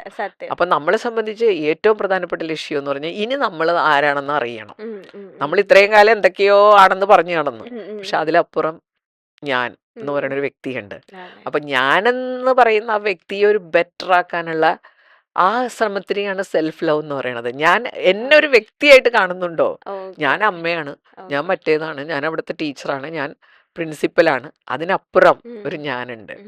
അത് നമ്മൾ കണ്ടെത്തിയിട്ടുണ്ടോ? എൻ്റെ ഇഷ്ടങ്ങൾ എന്തൊക്കെയാണ്, എൻ്റെ അനിഷ്ടങ്ങൾ എന്തൊക്കെയാണ്, അത് ഞാൻ തുറന്നു പറഞ്ഞ് എന്നെ ഒന്ന് പാമ്പർ ചെയ്യാൻ ഞാൻ തയ്യാറാണോ? അപ്പൊ അതിലും വലിയ പ്രശ്നങ്ങൾ വരും. അപ്പൊ നമ്മളൊരു ഇപ്പൊ ഞാനൊരു അമ്മയാണെങ്കിൽ ഞാൻ രാവിലെ എഴുന്നേറ്റ് എൻ്റെ കാര്യങ്ങളെല്ലാം ഞാൻ ചെയ്യുന്നത്, ഞാൻ വേറെ ആളുകൾക്ക് വേണ്ടി കാര്യങ്ങൾ ചെയ്തുകൊണ്ടിരിക്കുകയാണ്. അങ്ങനെ ഈ ഒരു വ്യക്തി എന്നുള്ള നിലയിൽ നമ്മൾ ഒരുപാട് കെയർ കൊടുക്കേണ്ട ഒന്ന് നമ്മുടെ ശരീരം, മനസ്സ്, ഈ 2 കാര്യങ്ങളാണ് ഒരു വ്യക്തിയെ രൂപപ്പെടുത്തുന്നത്. അവിടെ ഒരുപാട് കെയർ കൊടുക്കേണ്ട ഒരു വ്യക്തിക്ക് അതിനുള്ള റെസ്പോൺസിബിലിറ്റി ഉണ്ട്. കാരണം ഞാനൊരു വ്യക്തിയായി ഭൂമിയിൽ ജനിച്ചിട്ടുണ്ടെങ്കിൽ എനിക്ക് കിട്ടിയ ഒരു ഗിഫ്റ്റാണത് എന്നാണ് ഞാൻ വിശ്വസിക്കുന്നത്. ഇത്രയും മനോഹരമായ സംവിധാനങ്ങളോടുകൂടിയും ഇത്രയും മനോഹരമായ ലോകത്ത് ഞാൻ ജനിച്ചിട്ടുണ്ടെങ്കിൽ അത് ഞാനാണ് ജനിച്ചിരിക്കണത്. ഞാൻ ജനിക്കുമ്പോൾ ഞാൻ ഒറ്റയ്ക്ക് ഇവിടെ വന്നേക്കാണ്, ഞാൻ എന്നുള്ളൊരു വ്യക്തി. അവസാനം നമ്മൾ ഇത് വിട്ടു, ഞാൻ എന്നുള്ള വ്യക്തി ഇല്ലാതായി, ഞാൻ ആർക്കൊക്കെയോ വേണ്ടിയൊക്കെ ജീവിക്കുന്നു. അപ്പൊ രാവിലെ എഴുന്നേറ്റ് എന്താണ് നമ്മൾ ചെയ്യാറുള്ളതെന്ന് ചോദിച്ചാൽ, ഞാൻ രാവിലെ എഴുന്നേറ്റിട്ട് ഇപ്പൊ ഞാനതിൽ നിന്നൊക്കെ മാറി. പക്ഷെ ഞാൻ പണ്ടൊക്കെ ചെയ്യുന്ന, നമ്മൾ നേരെ അടുക്കളയിലേക്ക് പോകും. രാവിലെ എഴുന്നേറ്റ് നമുക്ക് ശരീരത്തിന് വേണ്ട ഒരു എക്സസൈസ്, അല്ലെങ്കിൽ മനസ്സിന് വേണ്ട ഒരു മെഡിറ്റേഷൻ, ഇതൊക്കെ നമ്മൾ ചെയ്യേണ്ട കാര്യങ്ങളാണ്. പക്ഷെ നമ്മൾ അതെല്ലാം വിട്ടിട്ട് മറ്റുള്ളവർക്ക് വേണ്ടിയിട്ടുള്ള കാര്യങ്ങൾ ചെയ്യേണ്ടെന്നല്ല പറയണം, ചെയ്യണം. പക്ഷെ അതിനേക്കാളൊക്കെ പ്രയോറിറ്റി ഞാൻ എന്ന വ്യക്തിക്ക് ഞാൻ കൊടുക്കുമ്പോൾ പ്രാധാന്യം, ഞാൻ അതിനേക്കാളൊക്കെ പ്രാധാന്യമുള്ള ആളാണെന്നുള്ള ബോധത്തിൽ നിന്ന് നമ്മളെ ബെറ്ററാക്കി കൊണ്ടുവരുന്ന, ആ വ്യക്തി എന്നുള്ള നിലയിൽ എന്നെ ബെറ്ററാക്കി കൊണ്ടുവരുന്ന ആ പ്രവൃത്തികളാണ് സെൽഫ് ലവിൽ പെടുന്നത്. ആ അത് നമ്മൾ വിട്ടുകൊടുക്കരുത്. അവിടെ നമ്മൾ വല്ല വിശാല ഹൃദയരാകേണ്ട കാര്യമൊന്നുമില്ല. കാരണം ഇപ്പൊ ഞാൻ ഹാപ്പി അല്ലെങ്കിൽ എനിക്ക് വേറൊരാളെ ഹാപ്പി ആക്കാൻ പറ്റില്ല സത്യത്തില്. പിന്നെ ഞാൻ ആക്കുന്നുണ്ടെങ്കിൽ തന്നെ എൻ്റെ ഉള്ളിൽ എവിടെയോ ഒരു തീവ്രമായ വേദന ഉണ്ടാവും അല്ലേ, എനിക്കൊരു നിരാശ ഉണ്ടാവും. അതിന്റെ ആവശ്യമില്ലല്ലോ. അങ്ങനെ ഒരു കാര്യം മനുഷ്യരെ കുറിച്ച് വിഭാവന ചെയ്തിട്ടില്ല. നീ എല്ലാ ത്യാഗവും സഹിച്ച് മറ്റേയാളെ സന്തോഷിപ്പിക്കണം, അങ്ങനെ ഒരു കാര്യമില്ല. നീ സന്തോഷിക്കുന്നതോടൊപ്പം ബൈബിളിൽ പറയുന്ന ഒരു വാചകമുണ്ട്, നിന്നെ പോലെ നിന്നെ അയൽക്കാരനെ സ്നേഹിക്കുക. അപ്പൊ അതെന്ത് നല്ല ഒരു കോൺസെപ്റ്റാണ്, നിന്നെ സ്നേഹിക്കുന്നത് പോലെ. തന്നെത്താൻ, ഞങ്ങൾ പണ്ട് പഠിച്ചിട്ട് തന്നെത്താൻ സ്നേഹിക്കുന്നത് പോലെ മറ്റുള്ളവരെ സ്നേഹിക്കാൻ. അതെന്തോ അർത്ഥവത്തായ വാചകമാണ്. കാരണം അതിന് നമുക്ക് റെസ്പോൺസിബിലിറ്റി ഉണ്ട്. എത്രയോ ഗിഫ്റ്റഡ് ആണ് നമ്മളിലേക്ക് തിരിഞ്ഞു നോക്കി കഴിഞ്ഞാൽ. ഇപ്പൊ എനിക്ക് വിഷമം തോന്നുന്നതേ, നമ്മുടെ ഓരോ പ്രായത്തിലൊക്കെ എത്തിക്കഴിയുമ്പോൾ നമ്മുടെ ശരീരത്തോട് ഒരു കെയറും കൊടുക്കാതെ എന്തെല്ലാം അസുഖം വരുന്നത് അതുകൊണ്ട് മാത്രമല്ല, പക്ഷെ അത് വലിയൊരു പങ്കുണ്ട്. നമ്മൾ ഇതിനു വേണ്ട നമ്മുടെ ഒരു ശരീരമാണ്, നമ്മുടെ ഒരു മനസ്സാണ്, അതിനെ പ്രൊട്ടക്ട് ചെയ്യാനുള്ള, അതിന് പ്രയോറിറ്റി കൊടുക്കാനുള്ള ഉത്തരവാദിത്വം നമുക്കുണ്ട്. അത് കൊടുക്കാതെ അവസാനം ആളുകളെയൊക്കെ നോക്കിക്കോ, എന്തെല്ലാം പ്രശ്നങ്ങളാണ്. എൻ്റെ കുറേ ഫ്രണ്ട്സ്, എനിക്കൊക്കെ അങ്ങനത്തെ പ്രശ്നങ്ങൾ വരാം, ഇതുവരെ വന്നിട്ടില്ലെങ്കിലും മുട്ട് മാറ്റി വെച്ചവരുണ്ട്. അതിന് 6-7 ലക്ഷം രൂപയാവും മുട്ടൊക്കെ മാറ്റി വെക്കണം. പിന്നെ തൊടയിൽ മാറ്റി വെച്ചിട്ടുണ്ട് എൻ്റെ ഒരു ഫ്രണ്ട്. അങ്ങനെ നോക്കുകയാണെങ്കിൽ അപ്പോഴാണ് നമ്മുടെ ശരീരത്തിന്റെ ഒരു വിലയിട്ട് കഴിഞ്ഞാൽ ഇത് എന്ത് അല്ലേ, എത്രയോ സംഭവമാണിത്. നമ്മുടെ ഓരോ അവയവവും, ഹൃദയം മാറ്റി വെക്കണം, ശസ്ത്രക്രിയയൊക്കെ നടത്തുമ്പോഴല്ലേ, കിഡ്നി, ഓരോന്നും ഇങ്ങനെ എടുക്കുമ്പോൾ എത്ര വാല്യുബിൾ ആയിട്ടുള്ള സംഭവങ്ങളാണ് നമ്മുടെ അടുത്തുള്ളത്. ഇതിനെ വിലയിടാൻ പറ്റുമോ? നമ്മൾ വലിയ കമ്പ്യൂട്ടറൊക്കെ കണ്ട് അതിന് കോടിക്കണക്കിന് വിലയിടുമ്പോൾ ഇതിന് എന്ത് വിലയിടാൻ പറ്റും അല്ലേ? എത്ര മോസ്റ്റ്ലി ഏറ്റവും അഡ്വാൻസ്ഡ് ആയിട്ടുള്ള ഒരു സിസ്റ്റത്തിന് പോലും, ഒരു കമ്പ്യൂട്ടർ സിസ്റ്റോ അതിന് പോലും നമ്മുടെ അടുത്തൊന്നും വരാൻ പറ്റില്ല. ഈ ബ്രെയിനിന്റെ അടുത്തേക്ക് നിൽക്കാൻ പറ്റില്ല ഏത് സിസ്റ്റത്തിനും. പക്ഷെ നമ്മൾ ഈ ചെറിയ ചെറിയ കാര്യങ്ങൾ, മൊബൈൽ ഭയങ്കര സംഭവം, മറ്റേത് ഭയങ്കര സംഭവം. അപ്പൊ നമ്മൾ ഈ സ്മാർട്ട് ഫോൺ ഉപയോഗിക്കുന്നു, സ്മാർട്ട് ടി വി ഉപയോഗിക്കുന്നു, അതിലും വലിയ സ്മാർട്ടായിട്ടുള്ള കാര്യങ്ങൾ നമ്മുടെ അടുത്തുണ്ട്. അപ്പൊ അതിനെ പ്രൊട്ടക്ട് ചെയ്യുക, അതാണ് ഇത്രയും വലിയ സംഭവം നമ്മുടെ കയ്യിൽ തന്നിട്ട് അതിന് വേണ്ടത്ര ഏറ്റവും കൂടുതൽ കെയർ കൊടുക്കണം. അത് നമ്മൾ ചെയ്യേണ്ട ഒരു കാര്യമല്ലേ. നമ്മുടെ ആരോഗ്യം, health should be the priority. കാരണം ഈ ശരീരം എന്ന് പറഞ്ഞു കഴിഞ്ഞാൽ അത്രയും ഭയങ്കര ഒരു സൂപ്പർ സംഭവമാണ്. പക്ഷെ നമ്മൾ ചെയ്യുന്ന എല്ലാ പ്രവൃത്തികളും തന്നെ ഇതിനെതിരാണ്. ഇനി വേറെ ആളുകൾക്ക് വേണ്ടി ചെയ്യുന്നതല്ല, അല്ലാതെ സെൽഫായിട്ട് നമ്മളെ നശിപ്പിക്കുന്ന എന്തുമാത്രം കാര്യങ്ങൾ നമ്മൾ ചെയ്യുന്നുണ്ട്. നമ്മുടെ ഓർമ്മശക്തിയെ ഇല്ലാതാക്കുന്ന, മെമ്മറി എന്ന് പറഞ്ഞു കഴിഞ്ഞാൽ എത്രയോ സൂപ്പറായിട്ടുള്ളൊരു സംഭവമാണ്. നമ്മുടെ മെമ്മറി കപ്പാസിറ്റിക്ക് ലിമിറ്റ് ഇല്ല. മറ്റെല്ലാത്തിനും കമ്പ്യൂട്ടറിൽ സേവ് ചെയ്യുമ്പോൾ അത് എഴുതി കാണിക്കൂലേ, മെമ്മറി ഈസ് ഫുൾ. നമുക്ക് അതൊന്നും ഇല്ലാതെ, എന്നിട്ട് ഇതെല്ലാം നശിപ്പിക്കുന്ന രീതിയിൽ പണ്ടൊക്കെ ആളുകൾ മറ്റുള്ളവർക്ക് വേണ്ടി ചെയ്തെന്ന് ഉള്ള ഒരു ആർഗ്യുമെന്റ് ഉണ്ടായിരുന്നു. ഇപ്പൊ അതുമില്ല. സെൽഫായിട്ട് നമ്മളെ നശിപ്പിക്കുന്ന എത്രയോ കാര്യങ്ങൾ നമ്മൾ ചെയ്യുന്നുണ്ട്. പിന്നെ മനസ്സിലെ ചിന്തകൾ നമ്മുടെ സ്വന്തമാണ്, പക്ഷെ നമ്മളെ നശിപ്പിക്കുന്ന രീതിയിലുള്ള ചിന്തകൾ, നമ്മുടെ സന്തോഷം ഇല്ലാതാക്കുന്നതിന്, മറ്റുള്ള ആളുകളെല്ലാം നമ്മുടെ സന്തോഷം ഇല്ലാതാക്കുന്നതിൽ പ്രധാന പങ്ക് വഹിക്കുന്നത് നമ്മുടെ ചിന്തകളാണ്. ചിന്തിക്കാനുള്ള സ്വാതന്ത്ര്യമുണ്ട് നമുക്ക് എങ്ങനെ നമ്മുടെ ചിന്തകളെ കൊണ്ടുപോകണം. അപ്പൊ ഇതിനോടുള്ള ആ ഒരു ആദരവ് കാണിച്ച് ഇതിനെ പ്രൊട്ടക്ട് ചെയ്യാൻ, സംരക്ഷിക്കുന്ന കാര്യങ്ങൾ ചെയ്യുമ്പോഴാണ് നമുക്ക് നമ്മളോടുള്ള സെൽഫ് ലവ് എന്ന് പറയാം. അല്ലാതെ ചിലവരൊക്കെ എന്റെ ഫ്രീഡം അങ്ങനെയുള്ളതല്ല. നമ്മള് അപ്പൊ ഞാൻ അങ്ങനെ വളർന്നു വരുമ്പോൾ അത് മറ്റുള്ളവർക്കും കൂടി പ്രയോജനം ഉണ്ടാകുമ്പോൾ അതാണ് സെൽഫ് ലവിന്റെ യഥാർത്ഥ മാതൃക. Okay, great. എന്റെ മനസ്സിലുള്ള സെൽഫ് ലവിന്റെ എന്റെ മനസ്സിലുള്ള സെൽഫ് ലവ് വേറെ ഒരു കോൺസെപ്റ്റ് ആയിരുന്നു. പക്ഷെ ഇതാണ് മാമിന്റെ അടുത്തുനിന്ന് എനിക്കത് മനസ്സിലാക്കി തന്നു. മാം, ഈ യങ്സ്റ്റേഴ്സിന്റെ സോഷ്യൽ മീഡിയ അല്ലെങ്കിൽ എത്രത്തോളം ഇൻവോൾവ്മെന്റ് ആണ് ഒരു യങ്സ്റ്റേഴ്സിനെ നശിപ്പിക്കാനും അതുപോലെ തന്നെ ഉയർത്താനും? സോഷ്യൽ മീഡിയയുടെ ഇൻവോൾവ്മെന്റ് എത്രത്തോളം ഉണ്ട് ഇപ്പൊ ഈ ഒരു കാലഘട്ടത്തിൽ യങ്സ്റ്റേഴ്സിൽ? ഈ സോഷ്യൽ മീഡിയ എന്ന് പറഞ്ഞ വലിയൊരു സംഭവമാണല്ലേ ഇപ്പൊ. അതെ, ഒരു രക്ഷയില്ല. അതെ. അപ്പൊ അതിനും കാരണമുണ്ടേ. നമ്മൾ ഈ സോഷ്യൽ മീഡിയ ഇത്രയും പോപ്പുലർ ആകാനുള്ള കാര്യം എന്താ? ഒരു പണ്ടൊക്കെ ന്യൂസ് പേപ്പർ, പക്ഷെ അതെ. അതൊന്നും ഇത്ര പോപ്പുലർ അല്ലായിരുന്നു. ഇത് വളരെയധികം ഡിജിറ്റൽ വേൾഡില് ഒന്നാമത്തേത് ഈ ഡിജിറ്റൽ വേൾഡ് എന്ന് പറഞ്ഞൊരു കംഫർട്ട് സോൺ ആണ്. യെസ്. അതുണ്ട്. അതെ. അപ്പൊ നമ്മളൊരു മൊബൈലിൽ ഇത് നോക്കുമ്പോ നമ്മുടെ ഫീൽ ഗുഡ് ഹോർമോൺ അവിടെ ആക്ടിവേറ്റഡ് ആവണുണ്ട്. നമ്മളറിയാം, നല്ല സുഖം. ഓക്കെ. വീട്ടിലിരുന്നാ മതി. ഇത് തുറന്നു നോക്കുമ്പോ അവിടെ ഈ ഡൊപ്പമൈൻ അഡിക്ഷൻ ഉണ്ടാകുന്നത് അതുകൊണ്ടാണ്. ഈ ഡൊപ്പമൈൻ എപ്പോഴും it is A dangerous hormone. നമ്മളെപ്പോഴും അതിനെ പ്രൊമോട്ട് ചെയ്യാനായിട്ടാണ് ശ്രമിക്കുന്നത്. പക്ഷെ ഡൊപ്പമൈൻ ഇങ്ങനെ മാത്രമല്ല ആക്ടിവേറ്റഡ് ആകുന്നത്. നമ്മൾ നല്ല രീതിയിൽ പഠിക്കുമ്പോഴോ അച്ചീവ്മെന്റ്സ് ഉണ്ടാക്കുമ്പോഴോ നമ്മുടെ സ്വന്തം ശ്രമഫലമായിട്ട് നമുക്ക് പല കാര്യങ്ങളൊക്കെ സംഭവിക്കൂലേ, അതെല്ലാം ആക്ടിവേറ്റഡ് ആവും. പക്ഷെ ഇങ്ങനെ കുറെ കംഫർട്ട് സോൺസ് ഉണ്ട്. അതില് ഇപ്പൊ മൊബൈൽ നോക്കണതിൽ നമ്മുടെ അച്ചീവ്മെന്റ് ഒന്നുമില്ല. നമ്മൾ ആരോ ഉണ്ടാക്കിയിട്ട് റീൽസ് കാണുന്നു, അത് കാണുന്നു, ഇത് കാണുന്നു. അപ്പൊ നമുക്ക് ഫീൽ ഗുഡ് ഹോർമോൺ ആക്ടിവേറ്റഡ് ആവും. വേറെ എങ്ങും പോകണ്ട, വീട്ടിൽ ഇരുന്ന് കാണാം. ഓൺലൈൻ ക്ലാസ് ഒക്കെ കുട്ടികൾ വളരെ കംഫർട്ട് സോൺ ആണ്. ഓൺലൈൻ മതി എന്നൊക്കെ പറയും. അത് വളരെ ഒരു കംഫർട്ട് സോൺ ആണ്. നമുക്ക് പ്രത്യേകിച്ച് അതൊക്കെ സ്വിച്ച് ഓഫ് ചെയ്ത് ഇരുന്ന് കഴിഞ്ഞാൽ അങ്ങനെ ഈ ഫീൽ ഗുഡ് അവസ്ഥ ഉണ്ടാക്കുന്ന ഒന്നാണ് ഈ സോഷ്യൽ മീഡിയ. ആർക്കും അവിടെ കയറി എന്തും പറയാം, അല്ലേ? മറ്റേത് നമ്മളൊരു ഗ്രൂപ്പിന്റെ മുമ്പിൽ നിന്ന് സംസാരിക്കുമ്പോ അവിടെ വേറൊരു തലമാണ്. ഇതിനകത്ത് നമ്മൾ എന്നിട്ട് എന്തെങ്കിലുമൊക്കെ റീലൊക്കെ ഇട്ട് കഴിഞ്ഞാൽ നമുക്ക് എന്തോ ഒരു സന്തോഷം, നമ്മൾ അതിനകത്ത് കാണുന്നു. അങ്ങനെ ഒരു എളുപ്പ വഴിക്ക് ഡൊപ്പമൈൻ ഉണ്ടാകുന്ന ഒരു സംഭവമാണിത്. പിന്നെ അതിനോട് അഡിക്ഷനും ആകും. അപ്പൊ അഡിക്ഷൻ നാച്ചുറൽ ആയിട്ട് ഇതിന്റെ ഒരു ഭാഗമായിട്ട് വരുന്ന ഒന്നാണ്. പക്ഷെ ഞാനിപ്പോ ക്ലാസ്സിൽ ടോപ്പർ ആണെന്ന് വിചാരിച്ചോ, അല്ലെങ്കിൽ ഞാൻ വേറൊരു കുട്ടി, നമ്മൾ ഈ ക്ലാസ്സിൽ പഠിക്കുമ്പോ ഒരു കാര്യം ശ്രദ്ധിച്ചിട്ടുണ്ടാ, ടോപ്പേഴ്സ് ഇല്ലേ, മിക്കവാറും അവര് തന്നെ ആയിരിക്കും ടോപ്പർ. അതിന്റെ കാരണം എന്താണെന്ന് അറിയാമോ? അല്ലെ, ക്ലാസ്സിൽ ചില ടോപ്പർ ഉണ്ട്, ക്ലാസ് ടോപ്പർ, സ്കൂൾ ടോപ്പർ. അതിന്റെ കാരണം എന്താണെന്ന് വെച്ച് കഴിഞ്ഞാൽ ഈ ടോപ്പർ ആകുമ്പോൾ അവരുടെ ഡൊപ്പമൈൻ ആക്ടിവേറ്റഡ് ആവും, ഫീൽ ഗുഡ് ഹോർമോൺ. അത് അഡിക്ഷൻ ഉള്ളത് കൊണ്ട് ഇവർക്ക് എപ്പോഴും ഇത് അത് നമ്മുടെ ശരീരത്തിനും മനസ്സിനും നല്ലതാണ്. പക്ഷെ ഈ കാര്യത്തിലേക്ക് വരുമ്പോ ഇത് നമ്മുടെ ശരീരത്തിനും മനസ്സിനും നല്ലതല്ല.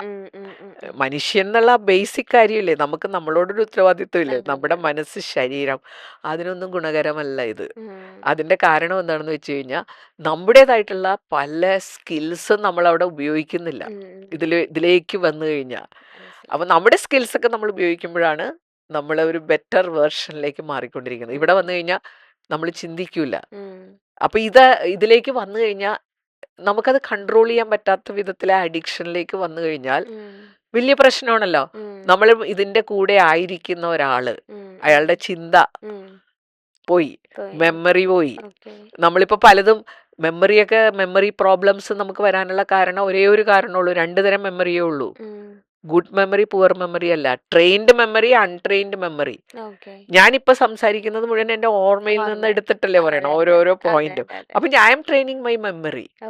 ഞാൻ ക്ലാസ് എടുക്കുമ്പോഴും ഞാൻ പവർ പോയിന്റ് ഒക്കെ വളരെ അപൂർവമായിട്ട് ഉപയോഗിക്കാറുള്ളൂ. വീഡിയോസ് കാണിക്കാൻ വേണ്ടി ഇത് ഉപയോഗിക്കുമെന്നല്ലാതെ മനഃപൂർവ്വമാണ്. കാരണം പവർ പോയിന്റിനോട് എനിക്ക് ഇത് വന്നു കഴിഞ്ഞാൽ എനിക്ക് സുഖമാണത്, കംഫർട്ട് സോൺ ആണ്, എല്ലാം ടിക് ടിക് ടിക്.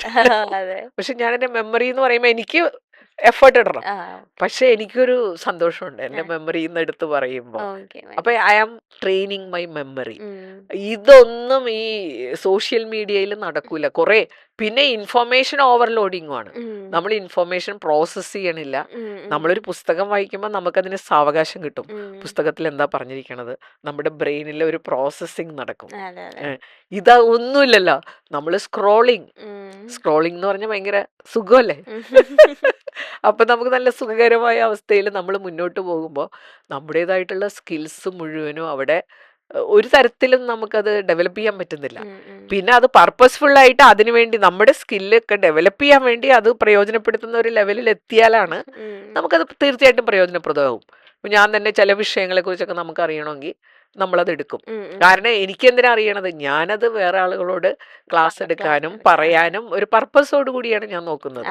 അപ്പൊ എനിക്ക് ഇന്ന ടോപ്പിക്കാണ് വേണ്ടത്, ഞാനത് നോക്കും. ആ ടോപ്പിക്കുമായിട്ട് റിലേറ്റഡ് ആയിട്ടുള്ളതൊക്കെ കണ്ടുപിടിക്കാൻ ഇത് ഒരുപാട് പ്രയോജനം ചെയ്യും. എന്റെ പ്രസന്റേഷൻ കൂടുതൽ നന്നാവും.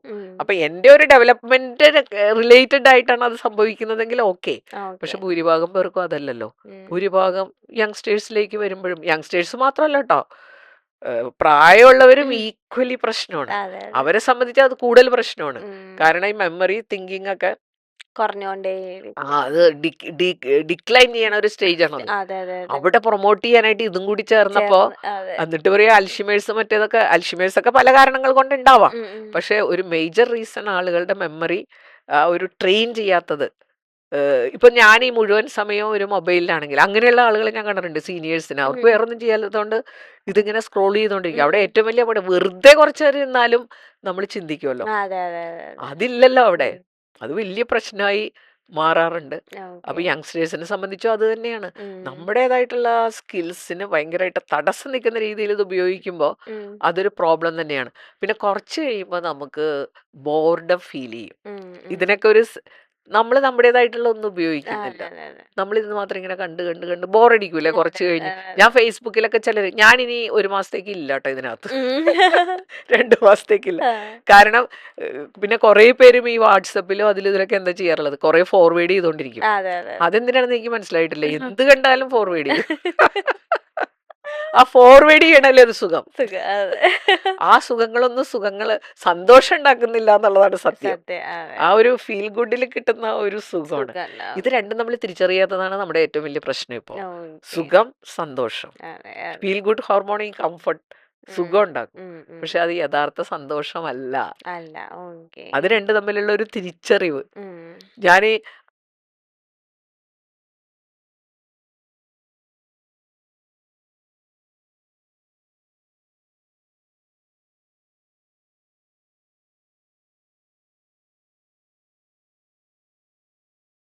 ബ്രെയിനിന് അങ്ങനെ ഒരു ഇതുണ്ട് കേട്ടോ. Brain always looks for easy things. ബ്രെയിനിന് ബുദ്ധിമുട്ടുള്ള കാര്യങ്ങൾ ചെയ്യാൻ താല്പര്യമില്ല. അത് ചെയ്യണമെങ്കിൽ, അത് നമ്മളെ കൊണ്ട് ചെയ്യിക്കണമെങ്കിൽ നമ്മുടെ മനസ്സാണ്. അതാണ് വ്യത്യാസം. ബ്രെയിൻ എപ്പോഴും ഒന്ന് ആലോചിച്ച് നോക്കി, അതൊക്കെ ആലോചിച്ച് നമുക്ക് അത്ഭുതം തോന്നും. കാരണം ഇത്രയും കപ്പാസിറ്റി ഉള്ള ബ്രെയിൻ അത് ഉപയോഗിക്കാൻ പറ്റാത്ത വിധത്തിലാണ് അതിന്റെ സെറ്റപ്പ്. കാരണം അതെപ്പോഴും ഈസി ഗോയിങ് ആണ്. അപ്പൊ നമ്മൾ അതുകൊണ്ടല്ലേ, അല്ലെങ്കിൽ നമ്മളൊക്കെ ഭയങ്കര സംഭവമായി പോവില്ലേ. പിന്നെ ഞാൻ വിചാരിക്കും അങ്ങനെ ഒരു ചലഞ്ച് ഉള്ളതെന്നല്ല, അതൊരു ചലഞ്ചാണ് മനുഷ്യരെ സംബന്ധിച്ച്.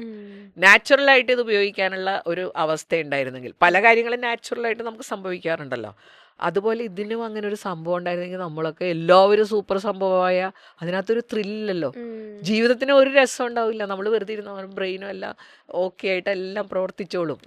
പക്ഷെ അങ്ങനെ ഒരു സിസ്റ്റം ഇല്ലാത്തത് എന്തുകൊണ്ടാ? ലൈഫ് ത്രില്ലിങ് ആവണമെങ്കിൽ അങ്ങനെ വേണം. നമ്മുടേതായിട്ടുള്ളൊരു എഫേർട്ട് ഇല്ലെങ്കിൽ ലൈഫ് ബോറടിക്കും നമുക്ക് കുറച്ച് കഴിയുമ്പോൾ. ഒന്നും ചെയ്യാനില്ല എനിക്ക്, എല്ലാം ആ ഒരു അവസ്ഥയിലേക്ക് കൊണ്ടുപോകുന്ന പല കാര്യങ്ങളും നമ്മുടെ ജീവിതത്തിലുണ്ട്. കുറച്ച് കഴിയുമ്പോൾ നമുക്കൊരു ശൂന്യത, ഞാനായിട്ടൊന്നും ചെയ്യുന്നില്ല. മനസ്സിലായത്. ഇപ്പൊ മാമിന് ഇത് കേട്ടോണ്ടിരിക്കുന്ന ഒരുപാട് യങ്സ്റ്റേഴ്സ് ഉണ്ടാവും. ഇനി അല്ലെങ്കിൽ ഇനി എന്താണ് ചെയ്യേണ്ടത്, അല്ലെങ്കിൽ എന്തോ ഒരു ബ്ലാങ്ക് ആയിട്ട് ഇത് കേൾക്കുന്നവരുണ്ടാവും. സോ ഇപ്പൊ അവരോട് എന്താണ് മാമിന് പറയാനുള്ളത്? എനിക്ക് ഞാൻ പറയുമ്പോൾ അവർക്കത്ര ഇഷ്ടപ്പെടണമെന്നില്ല. ഇന്നത്തെ ലൈഫിലെ നമ്മുടെ ഏറ്റവും വലിയ ചലഞ്ച് ഞാൻ പറഞ്ഞു കഴിഞ്ഞു. കാരണം നമ്മുടെ ജീവിതത്തെക്കുറിച്ച് നമ്മൾ ചിന്തിക്കണം. നമ്മൾ എത്രയോ ഗിഫ്റ്റഡ് ആയിട്ട് ഈ ഭൂമിയിൽ ജനിക്കുമ്പോൾ ഈ ജീവിതം അത് സന്തോഷമായിട്ട് ജീവിക്കാനുള്ള ഒരു സെറ്റപ്പിലല്ലേ നമ്മൾ ജനിച്ചിരിക്കുന്നത്.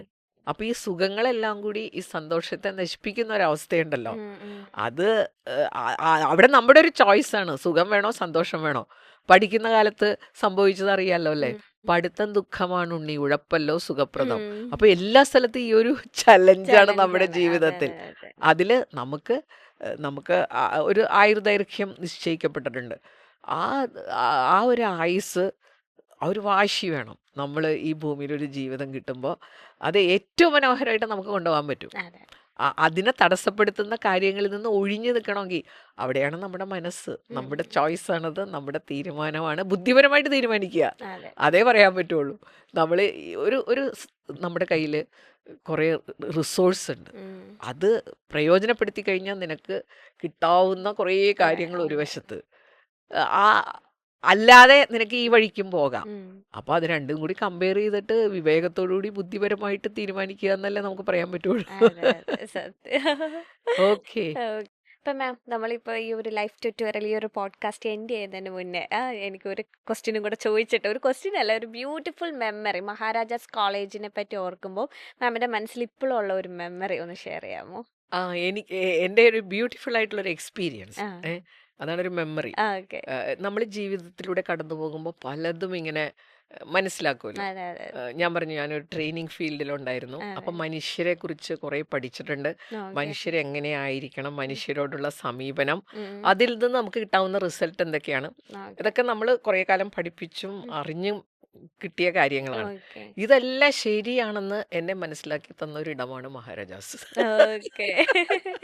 അതുപോലെ ബഹുമാനം കൊടുത്താൽ ബഹുമാനം തിരിച്ചു തിരിച്ച് കിട്ടും, അതെ സ്നേഹം കൊടുത്താൽ സ്നേഹം തിരിച്ചു കിട്ടും. അതെ. കൊടുക്കാൻ നമ്മൾ തയ്യാറായി കഴിഞ്ഞാൽ, അതാണ് ഞാൻ എൻ്റെ ജീവിതത്തിലെ ഫിലോസഫി. ഉം, ഉം, അയാൾ അത് തരുന്നില്ല ഇത് തരുന്നില്ല എന്നുള്ള പരാതിയല്ല, നമ്മൾ കൊടുത്തിട്ടുണ്ടോ, കൊടുക്കാൻ തയ്യാറാണോ. ഉം, ഉം. അപ്പോൾ ആ മാനേജ്മെൻറ്റ് പ്രിൻസിപ്പിളിൽ നമ്മൾ പഠിച്ച ലീഡർഷിപ്പിനെ കുറിച്ച് അങ്ങനെ പഠിച്ച കുറേ കാര്യങ്ങൾ ശരിയാണെന്ന് ഉം. എന്നെ ബോധ്യപ്പെടുത്തിയ ഒരു ഇടമാണ് മഹാരാജാസ്. ഏ, അതുകൊണ്ട് തന്നെയാണ് അവിടെ നിന്ന് ഇറങ്ങിയ ശേഷവും ഉം. അവിടെ വെച്ച് എൻ്റെ വിശ്വാസം തകർന്നു പോയിരുന്നെങ്കിൽ ആ, എനിക്ക് ഇത്ര ലൈവ്ലി ആയിട്ട് നിൽക്കാൻ പറ്റില്ല. അതെ അതെ ഇപ്പം ഞാൻ ഒരുപാട് ട്രെയിനിങ് പ്രോഗ്രാംസ്, എനിക്ക് യൂട്യൂബ് ചാനലുണ്ട്, അതെ 3 ലക്ഷത്തോളം സബ്സ്ക്രൈബേഴ്സ് ഉണ്ട്. Yes. അവിടെ എല്ലാം ഞാനിങ്ങനെ എൻ്റെ മനസ്സിൽ എനിക്ക് ബോധ്യപ്പെട്ട കാര്യങ്ങൾ ഷെയർ Share ചെയ്യാനുള്ള ചെയ്യാൻ. ഒരു അവസരം തന്നതാണ്.